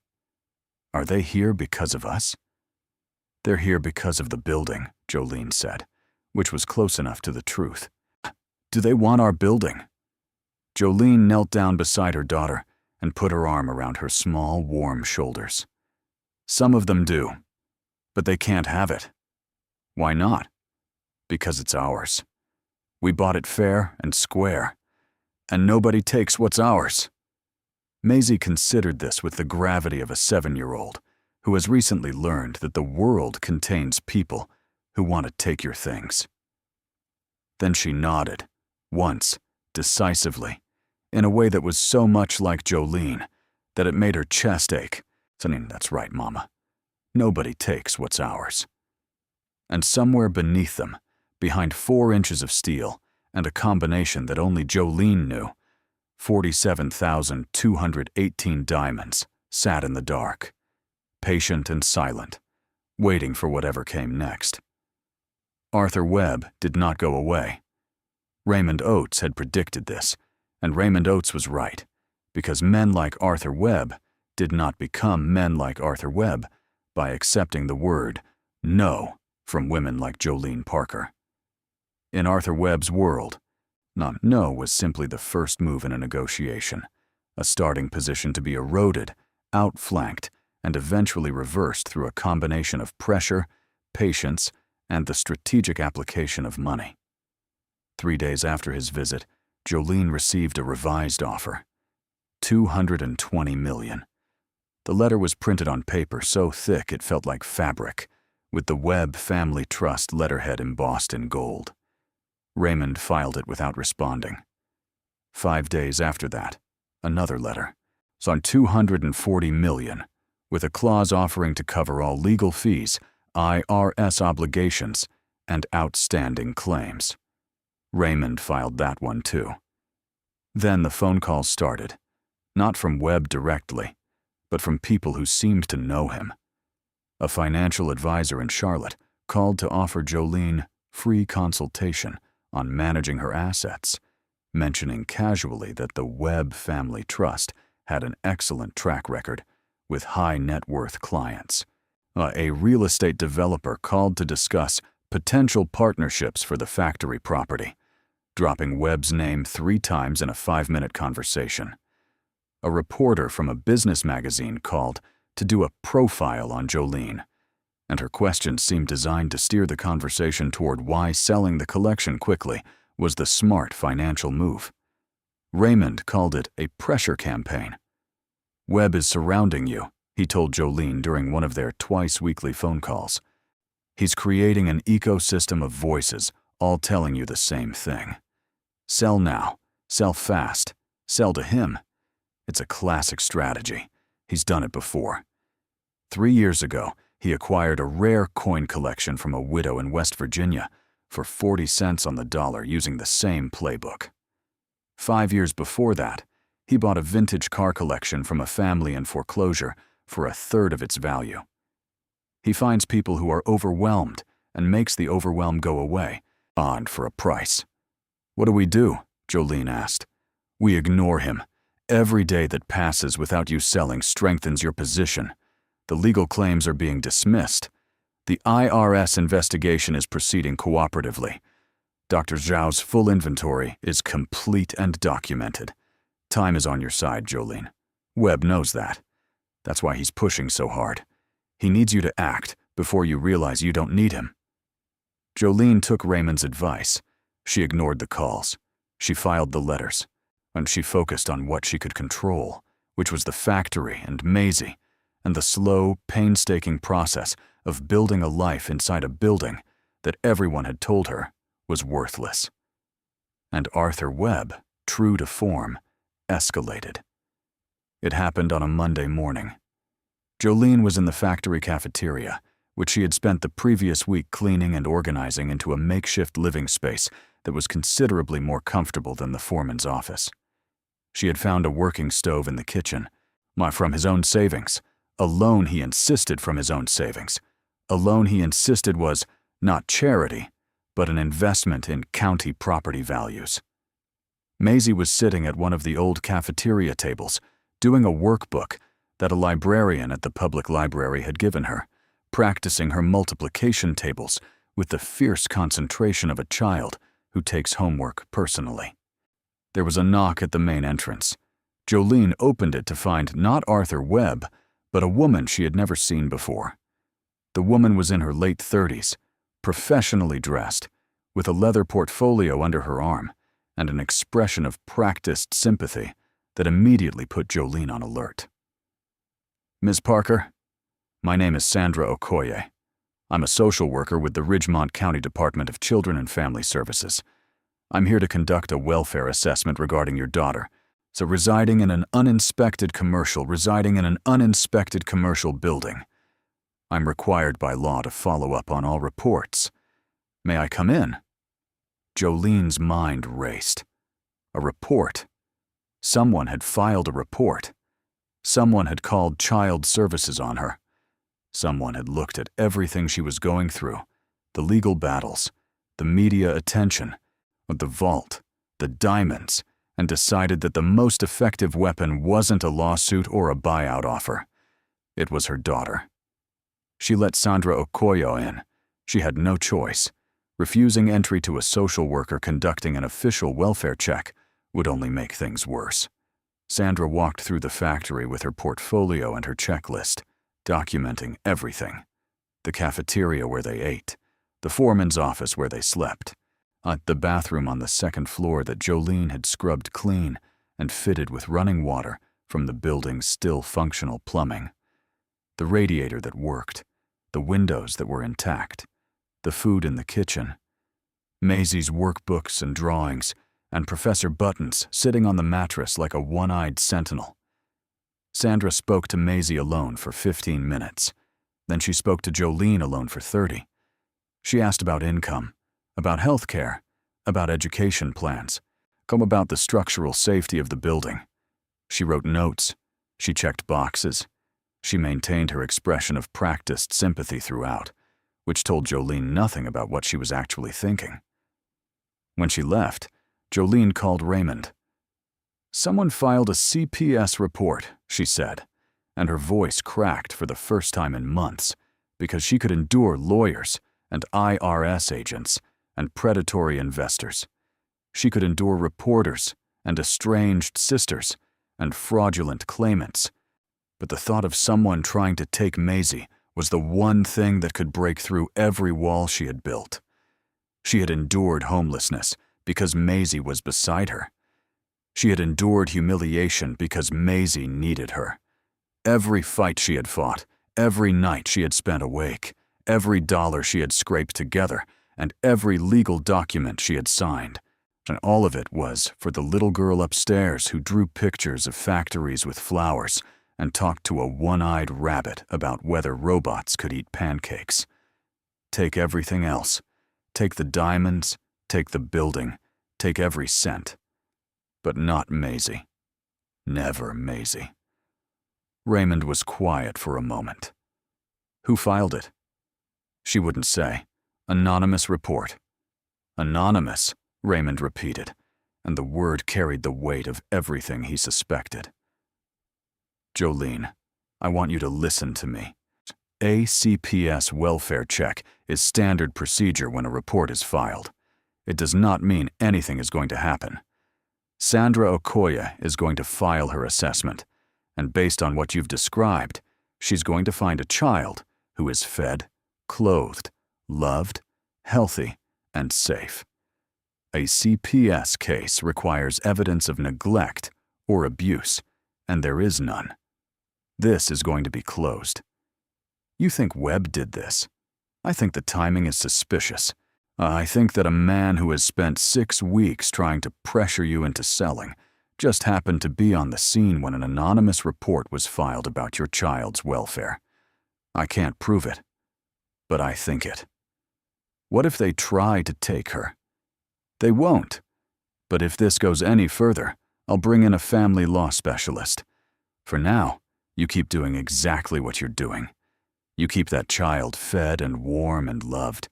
Oh, and you let the system work the way it's supposed to. The CPS case was closed in 9 days. Sandra Okoye's report, which Jolene later obtained through a public records request, stated that the child appeared well-nourished, emotionally secure, and bonded with her mother. The report noted that while the living conditions were unconventional, they met minimum standards for safety and habitability, and that the mother was actively pursuing improvements to the property. No further action was recommended, but the damage was deeper than a closed case could repair. For 9 days, Jolene had lived with the terror that someone could take her daughter. For 9 days, she had lain awake at night with Maisie pressed against her chest, listening to the building breathe, wondering if every car that passed on the industrial road was coming for them. The fear didn't go away when the case was closed. It burrowed into her bones and stayed there, a cold, a permanent reminder that the world contained people who would use a child as leverage to get what they wanted. And that made Jolene Parker angry, not the desperate, flailing anger of someone who has been knocked down and doesn't know how to get up. This was something different. This was the quiet, focused anger of someone who has identified exactly who is trying to hurt her and has decided, with absolute clarity, that it is going to stop. She called Raymond. "I want to go after Webb." "On what grounds?" "He filed that CPS report." "I know he did. And even if I can't prove that, I can prove everything else. The pressure campaign, the escalating offers, the surrogates calling me with his talking points. He's trying to coerce me into selling an asset at a discount through intimidation. Isn't that something?" Raymond was quiet for a long moment. "It's something. In legal terms, it's potentially tortious interference. And if we can connect him to the CPS report, it's malicious prosecution and abuse of process. But proving the connection requires evidence. Then find it. Raymond Oates, as it turned out, was very good at finding things. He hired a private investigator, a former FBI analyst named Claudette Reeves, who had a reputation for being thorough in the way that a glacier is thorough. Claudette spent 2 weeks tracing the phone records, financial connections, and professional networks surrounding Arthur Webb's campaign against Jolene. What she found was damning. The financial advisor who had called Jolene offering free consultation was a former employee of the Webb Family Trust, who still received quarterly consulting payments from Webb's holding company. The real estate developer who had dropped Webb's name was a business partner in 3 separate LLC filings in Virginia. The reporter who had called for a profile had received a $20,000 payment from a media consulting firm owned by Webb's son-in-law 2 days before the call. And the CPS report. Claudette traced the anonymous tip line call to a prepaid phone purchased at a gas station in Arlington, Virginia, paid for with a credit card belonging to an administrative assistant at the Webb Family Trust's main office. The assistant, when confronted with the evidence, provided a written statement confirming that she had made the call at Arthur Webb's direct instruction. Raymond compiled the evidence into a 40-page filing and submitted it to the Ridgemont County Superior Court as part of a civil complaint against Arthur Webb and the Webb Family Trust, alleging tortious interference with property rights, intentional infliction of emotional distress, malicious abuse of the child welfare system, and civil conspiracy. The damages requested were $50 million. The filing landed like a bomb. Arthur Webb's attorneys immediately requested a meeting. Raymond agreed on one condition: the meeting would take place at the factory. Arthur Webb arrived on a Tuesday afternoon, this time without the linen suit. He wore gray, which Jolene thought suited him better, because gray was the color of a man whose confidence had been scraped down to its primer coat. He brought 2 lawyers, on both of whom looked like they had spent the previous night reading Claudette Reeves's report and trying to find holes that weren't there. The meeting took place in the cafeteria. Jolene sat on one side of the table with Raymond. Arthur Webb sat on the other with his attorneys. Maisie was upstairs in the office with Gerald Finch, who had volunteered to babysit and was teaching her how to play chess on a board he had brought from home, a board that had belonged to his late wife, Margaret, or the woman with kind eyes and silver hair in the photograph on his desk. Raymond laid out the evidence. He did it calmly, methodically, without raising his voice, the way a surgeon describes what he's about to remove. The phone records, the financial connections, the media payments, the CPS call traced to Webb's office, the written statement from the administrative assistant. Arthur Webb listened. His face didn't change. His lawyers' faces did. "Here's what's going to happen," Raymond said. "So you're going to withdraw all offers to purchase the Hargrove Diamond Collection. You're going to cease all contact with my client, directly or through intermediaries. You're going to sign a consent order acknowledging that your actions constituted harassment and coercion. And you're going to make a donation to the Ridgemont County Child Welfare Fund in the amount of $500,000, which is less than you'd spend on legal fees if this goes to trial, and significantly less than the $50 million we'd win." Webb's lead attorney leaned over and whispered something. Webb listened, his jaw tight, his silver beard catching the fluorescent light. Then he looked at Jolene. "You could have had $240 million, he said. "Free and clear. No more fighting. No more stress." Jolene met his gaze. "I could have had a lot of things, Mr. Webb. I could have had a sister who answered the phone when I needed her. I could have had a husband who stayed. I could have had a landlord who gave me an extra week. The world is full of things I could have had. But I've got what I've got. And what I've got is mine. And nobody, not you, not the IRS, not my sister, not anyone, is going to take it from me by making me too scared to hold on to it." Arthur Webb stared at her for a long moment. Then he turned to his attorneys and nodded once. The consent order was signed that afternoon. The donation to the Child Welfare Fund was processed within the week. Arthur Webb drove his silver Mercedes back down the cracked industrial road for the last time, and Jolene stood in the doorway of her factory and watched him go, and she felt something she hadn't felt since the morning she found the vault. She felt peace. Not the peace of someone whose problems were solved, because they weren't, not all of them, but the peace of someone who had been tested and had not broken, and the peace of someone who knew, for the first time in her life, exactly how strong she was. The months that followed moved quickly, the way time does when something large and irreversible has been set in motion. Raymond Oates negotiated with the IRS. The negotiations took 7 weeks and involved 14 separate meetings, conference calls, and written submissions, each one more detailed than the last. The IRS wanted to classify the entire collection as ordinary income, which would have triggered the highest possible tax rate. Raymond argued otherwise. He brought in a tax law professor from Duke University as an expert consultant.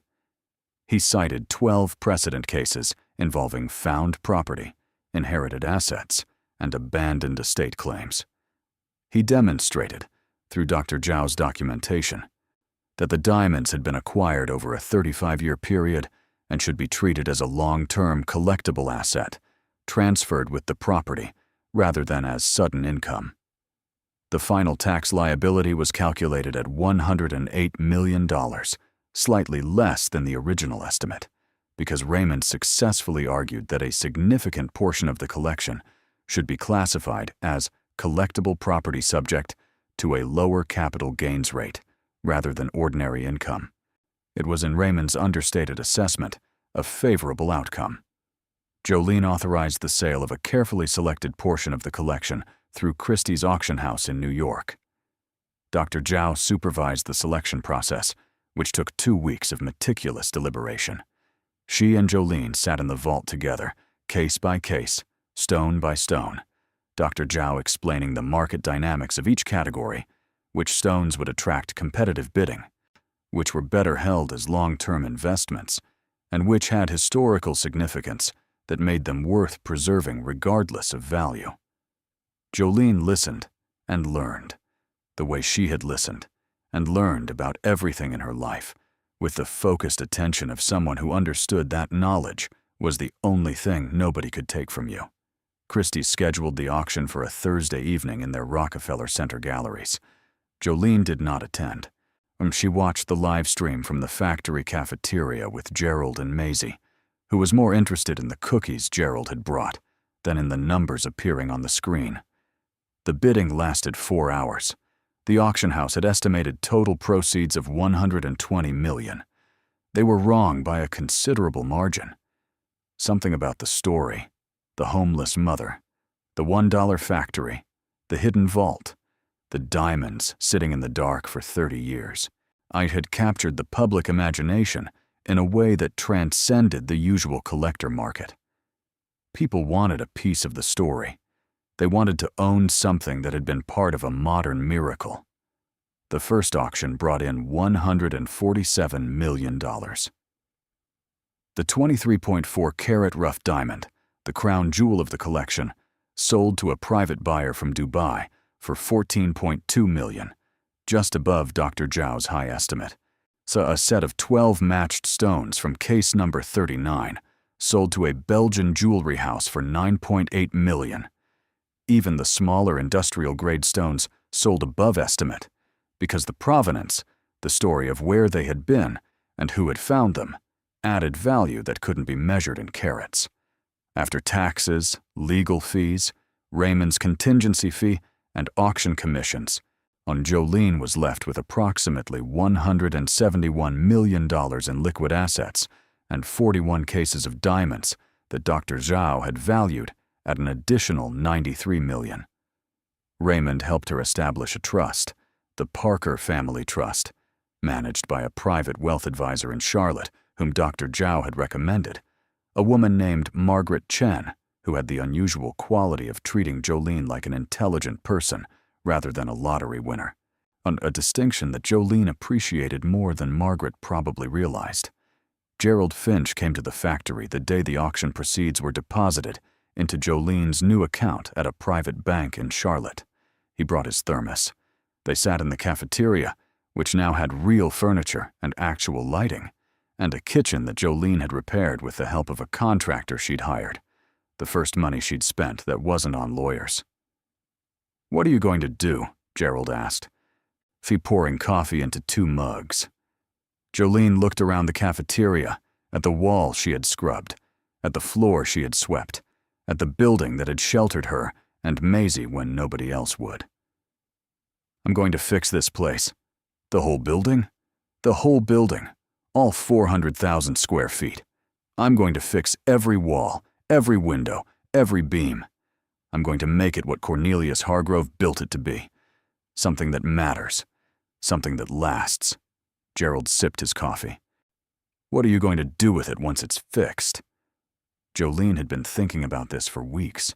She had been thinking about it since the night she first moved in, since Maisie had drawn the picture of the factory with flowers in the windows and the word "home" above the door.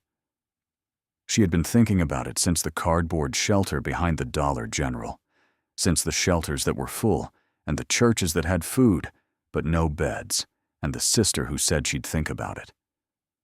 "Now, I'm going to turn it into housing," she said. "Transitional housing for families, mothers with children who don't have anywhere else to go. The East Wing will be apartments, small ones, nothing fancy, but safe and warm and dry. The West Wing will be a community center, daycare, job training, a medical clinic, a kitchen that serves meals.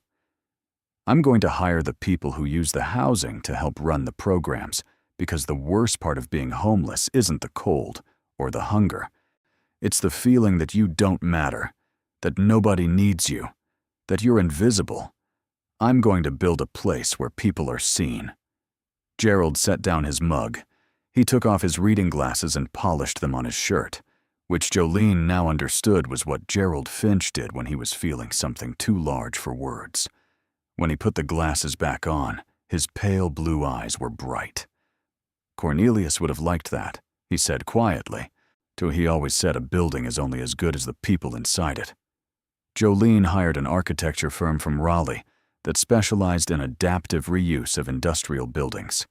She interviewed 4 firms before choosing one, sitting across the table from architects who had designed museums and corporate headquarters, while asking them questions about load-bearing walls and HVAC systems and ADA compliance that she had learned about by spending 3 weeks reading books from the public library on building renovation.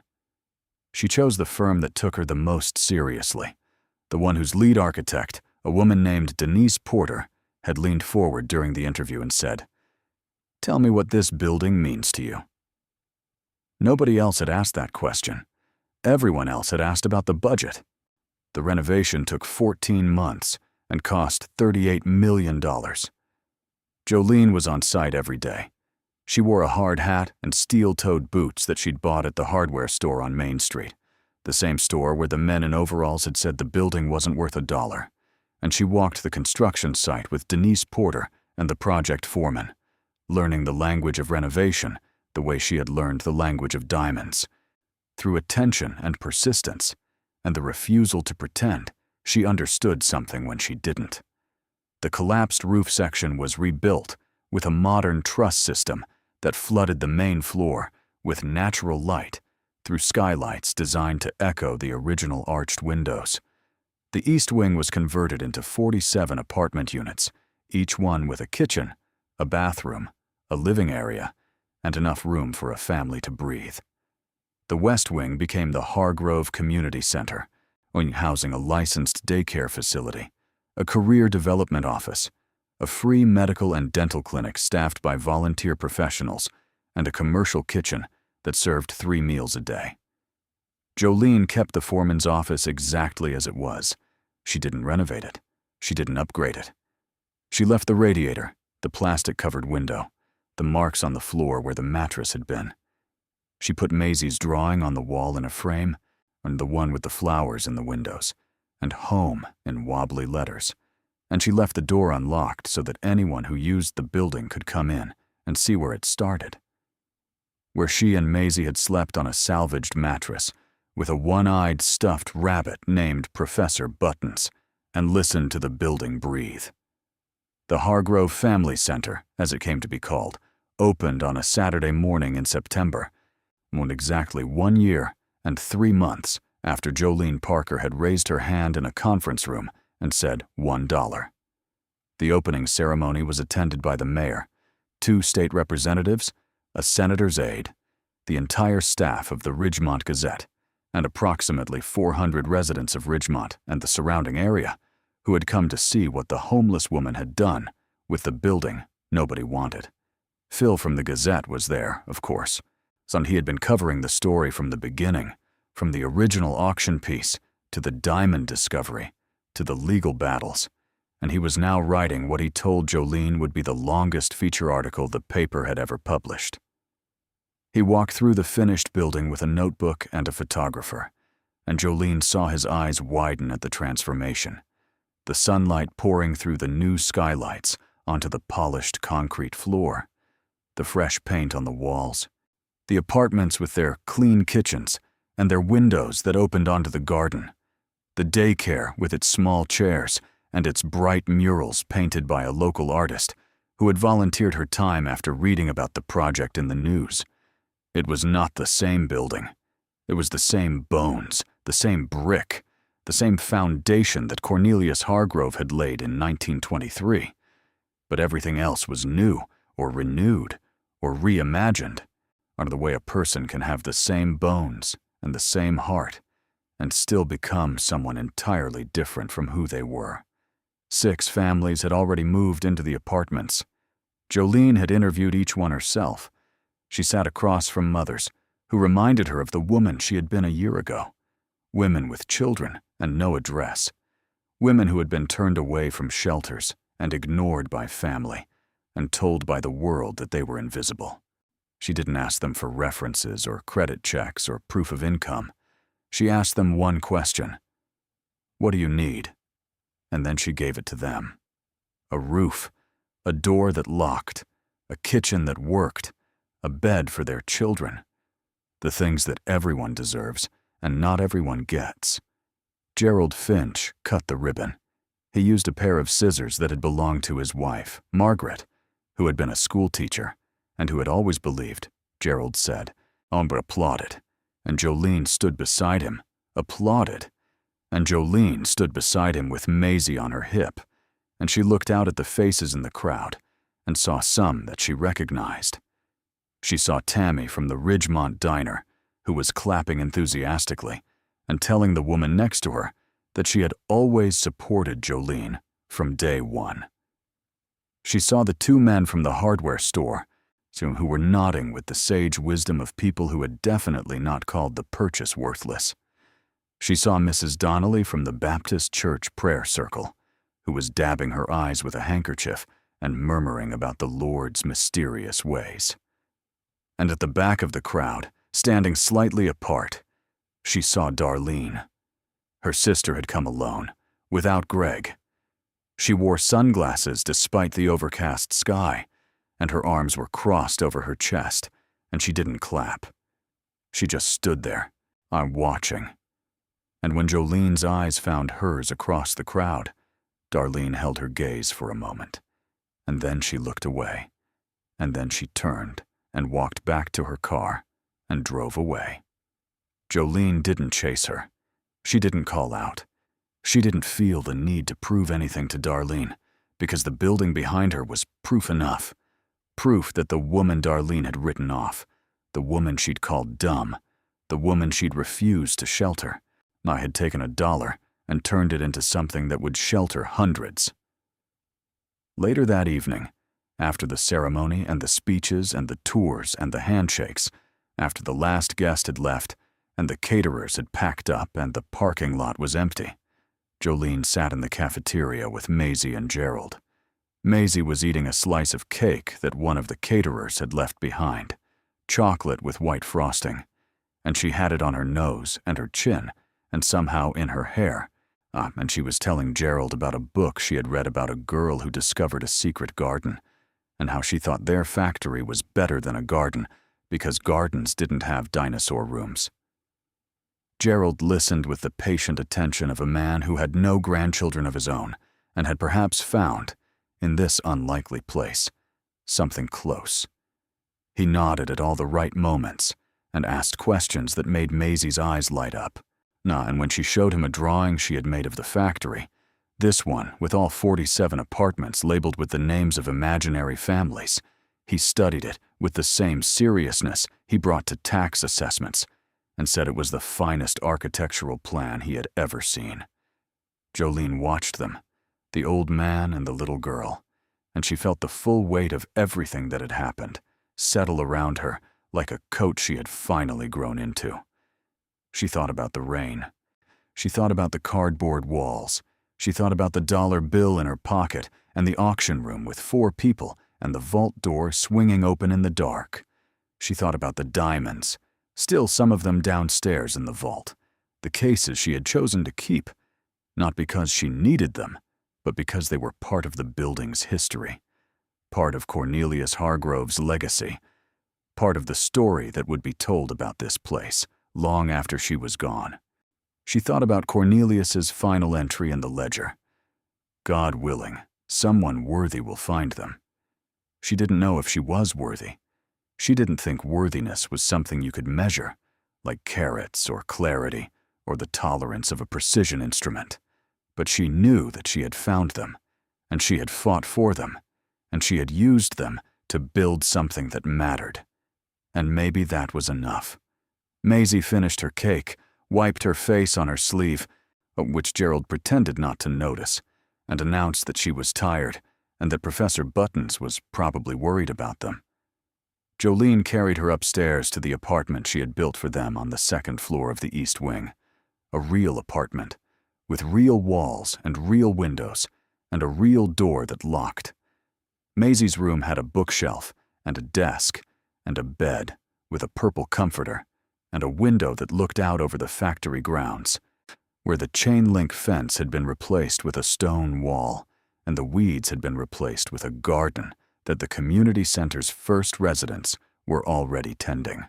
Jolene tucked Maisie in.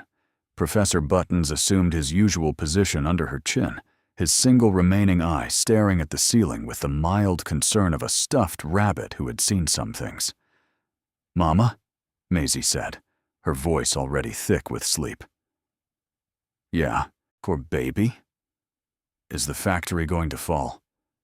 It was the same question she had asked a year ago in the foreman's office, on a night when the answer had been a promise wrapped in hope, wrapped in fear. Now the answer was different. Now it was wrapped in steel and concrete, and 47 apartments, and a medical clinic, and a kitchen that served 3 meals a day, and a vault in the basement that held the memory of a man who had believed, against all evidence, that someone worthy would come. "No, baby," Jolene said. "It's never going to fall. We made sure of that." Maisie smiled, a sleepy, contented smile that contained no awareness of diamonds or lawsuits or predatory investors. She was 7 years old. She had a bed. She had a home. She had a mother who had looked at the worst thing in the world and turned it into the best. That was enough. That was more than enough. Jolene kissed her forehead, turned off the light, and walked down the hallway of the building she owned. She passed the doors of apartments where families were settling in for the night. Families who had been where she had been, sleeping in cars and shelters and behind dumpsters, invisible and forgotten. She could hear a baby crying softly behind one door, and a television murmuring behind another, and a woman laughing quietly on the phone behind a third. And all of it, every sound, every voice, every breath, was the sound of a building that was alive again. To a building that had been dead for 30 years and was breathing now because a woman with nothing had seen something in it that nobody else could see. She went downstairs to the main entrance and stepped outside. The night was clear. Stars scattered across the sky above the factory like diamonds on dark velvet. A comparison she now understood, in a way she never had before. The air smelled like cut grass and fresh paint and the particular, indefinable smell of a place that is new and old at the same time. She stood there in the dark, in front of the building that everyone had said would fall, and she breathed. She thought about the people who had told her she was crazy, the waitresses at the diner, the men at the hardware store, Mrs. Donnelly at the prayer circle, her sister, her ex-husband, the landlord who had padlocked her door, the diner owner who had fired her for smelling like the street. Every single one of them had looked at her and seen nothing. A crack in the sidewalk, something to step over. But Gerald Finch had seen something. Cornelius Hargrove, in his own way, across the decades, had left something for someone he believed would be worthy of it. And Jolene had seen something in the building, a collapsed, condemned, worthless factory that she had bought with the last dollar to her name. She had seen what it could be, not what it was, what it could be. And that, when she realized, standing in the dark outside the building she had rebuilt with diamond money and determination, was the difference between the people who found treasure and the people who walked right past it. It wasn't luck. It wasn't intelligence. It wasn't connections or money or privilege. It was the ability to look at something broken and see something whole, to look at something worthless and see something precious, to look at a collapsed factory with a caved-in roof and a condemned foundation and a locked vault in the basement and say, "I have $1. When's the auction?" Jolene Parker walked back inside and closed the door behind her. The building breathed around her, warm and solid and alive. And somewhere in the basement, behind 4 inches of steel and a combination that only she knew, the diamonds that remained sat in their velvet beds and caught the faintest trace of light from the hallway above and scattered it into tiny points of fire that nobody could see. And they waited, the way they had always waited, patient and permanent and sure, for whatever came next. If this story moved you, or if it made you think about the things in your own life that everyone else has written off, the dreams that people said were crazy, the doors that looked like dead ends but might have something extraordinary behind them, then do me a favor. Hit that subscribe button, click the bell so you never miss a story, and drop a comment below telling me about a time when you saw value in something that everyone else overlooked. Because the truth is, there are vaults hiding in plain sight all around us, in people, in places, in the opportunities that everybody else walks past. Sometimes all it takes is $1 and the stubborn refusal to quit. I'll see you in the next one.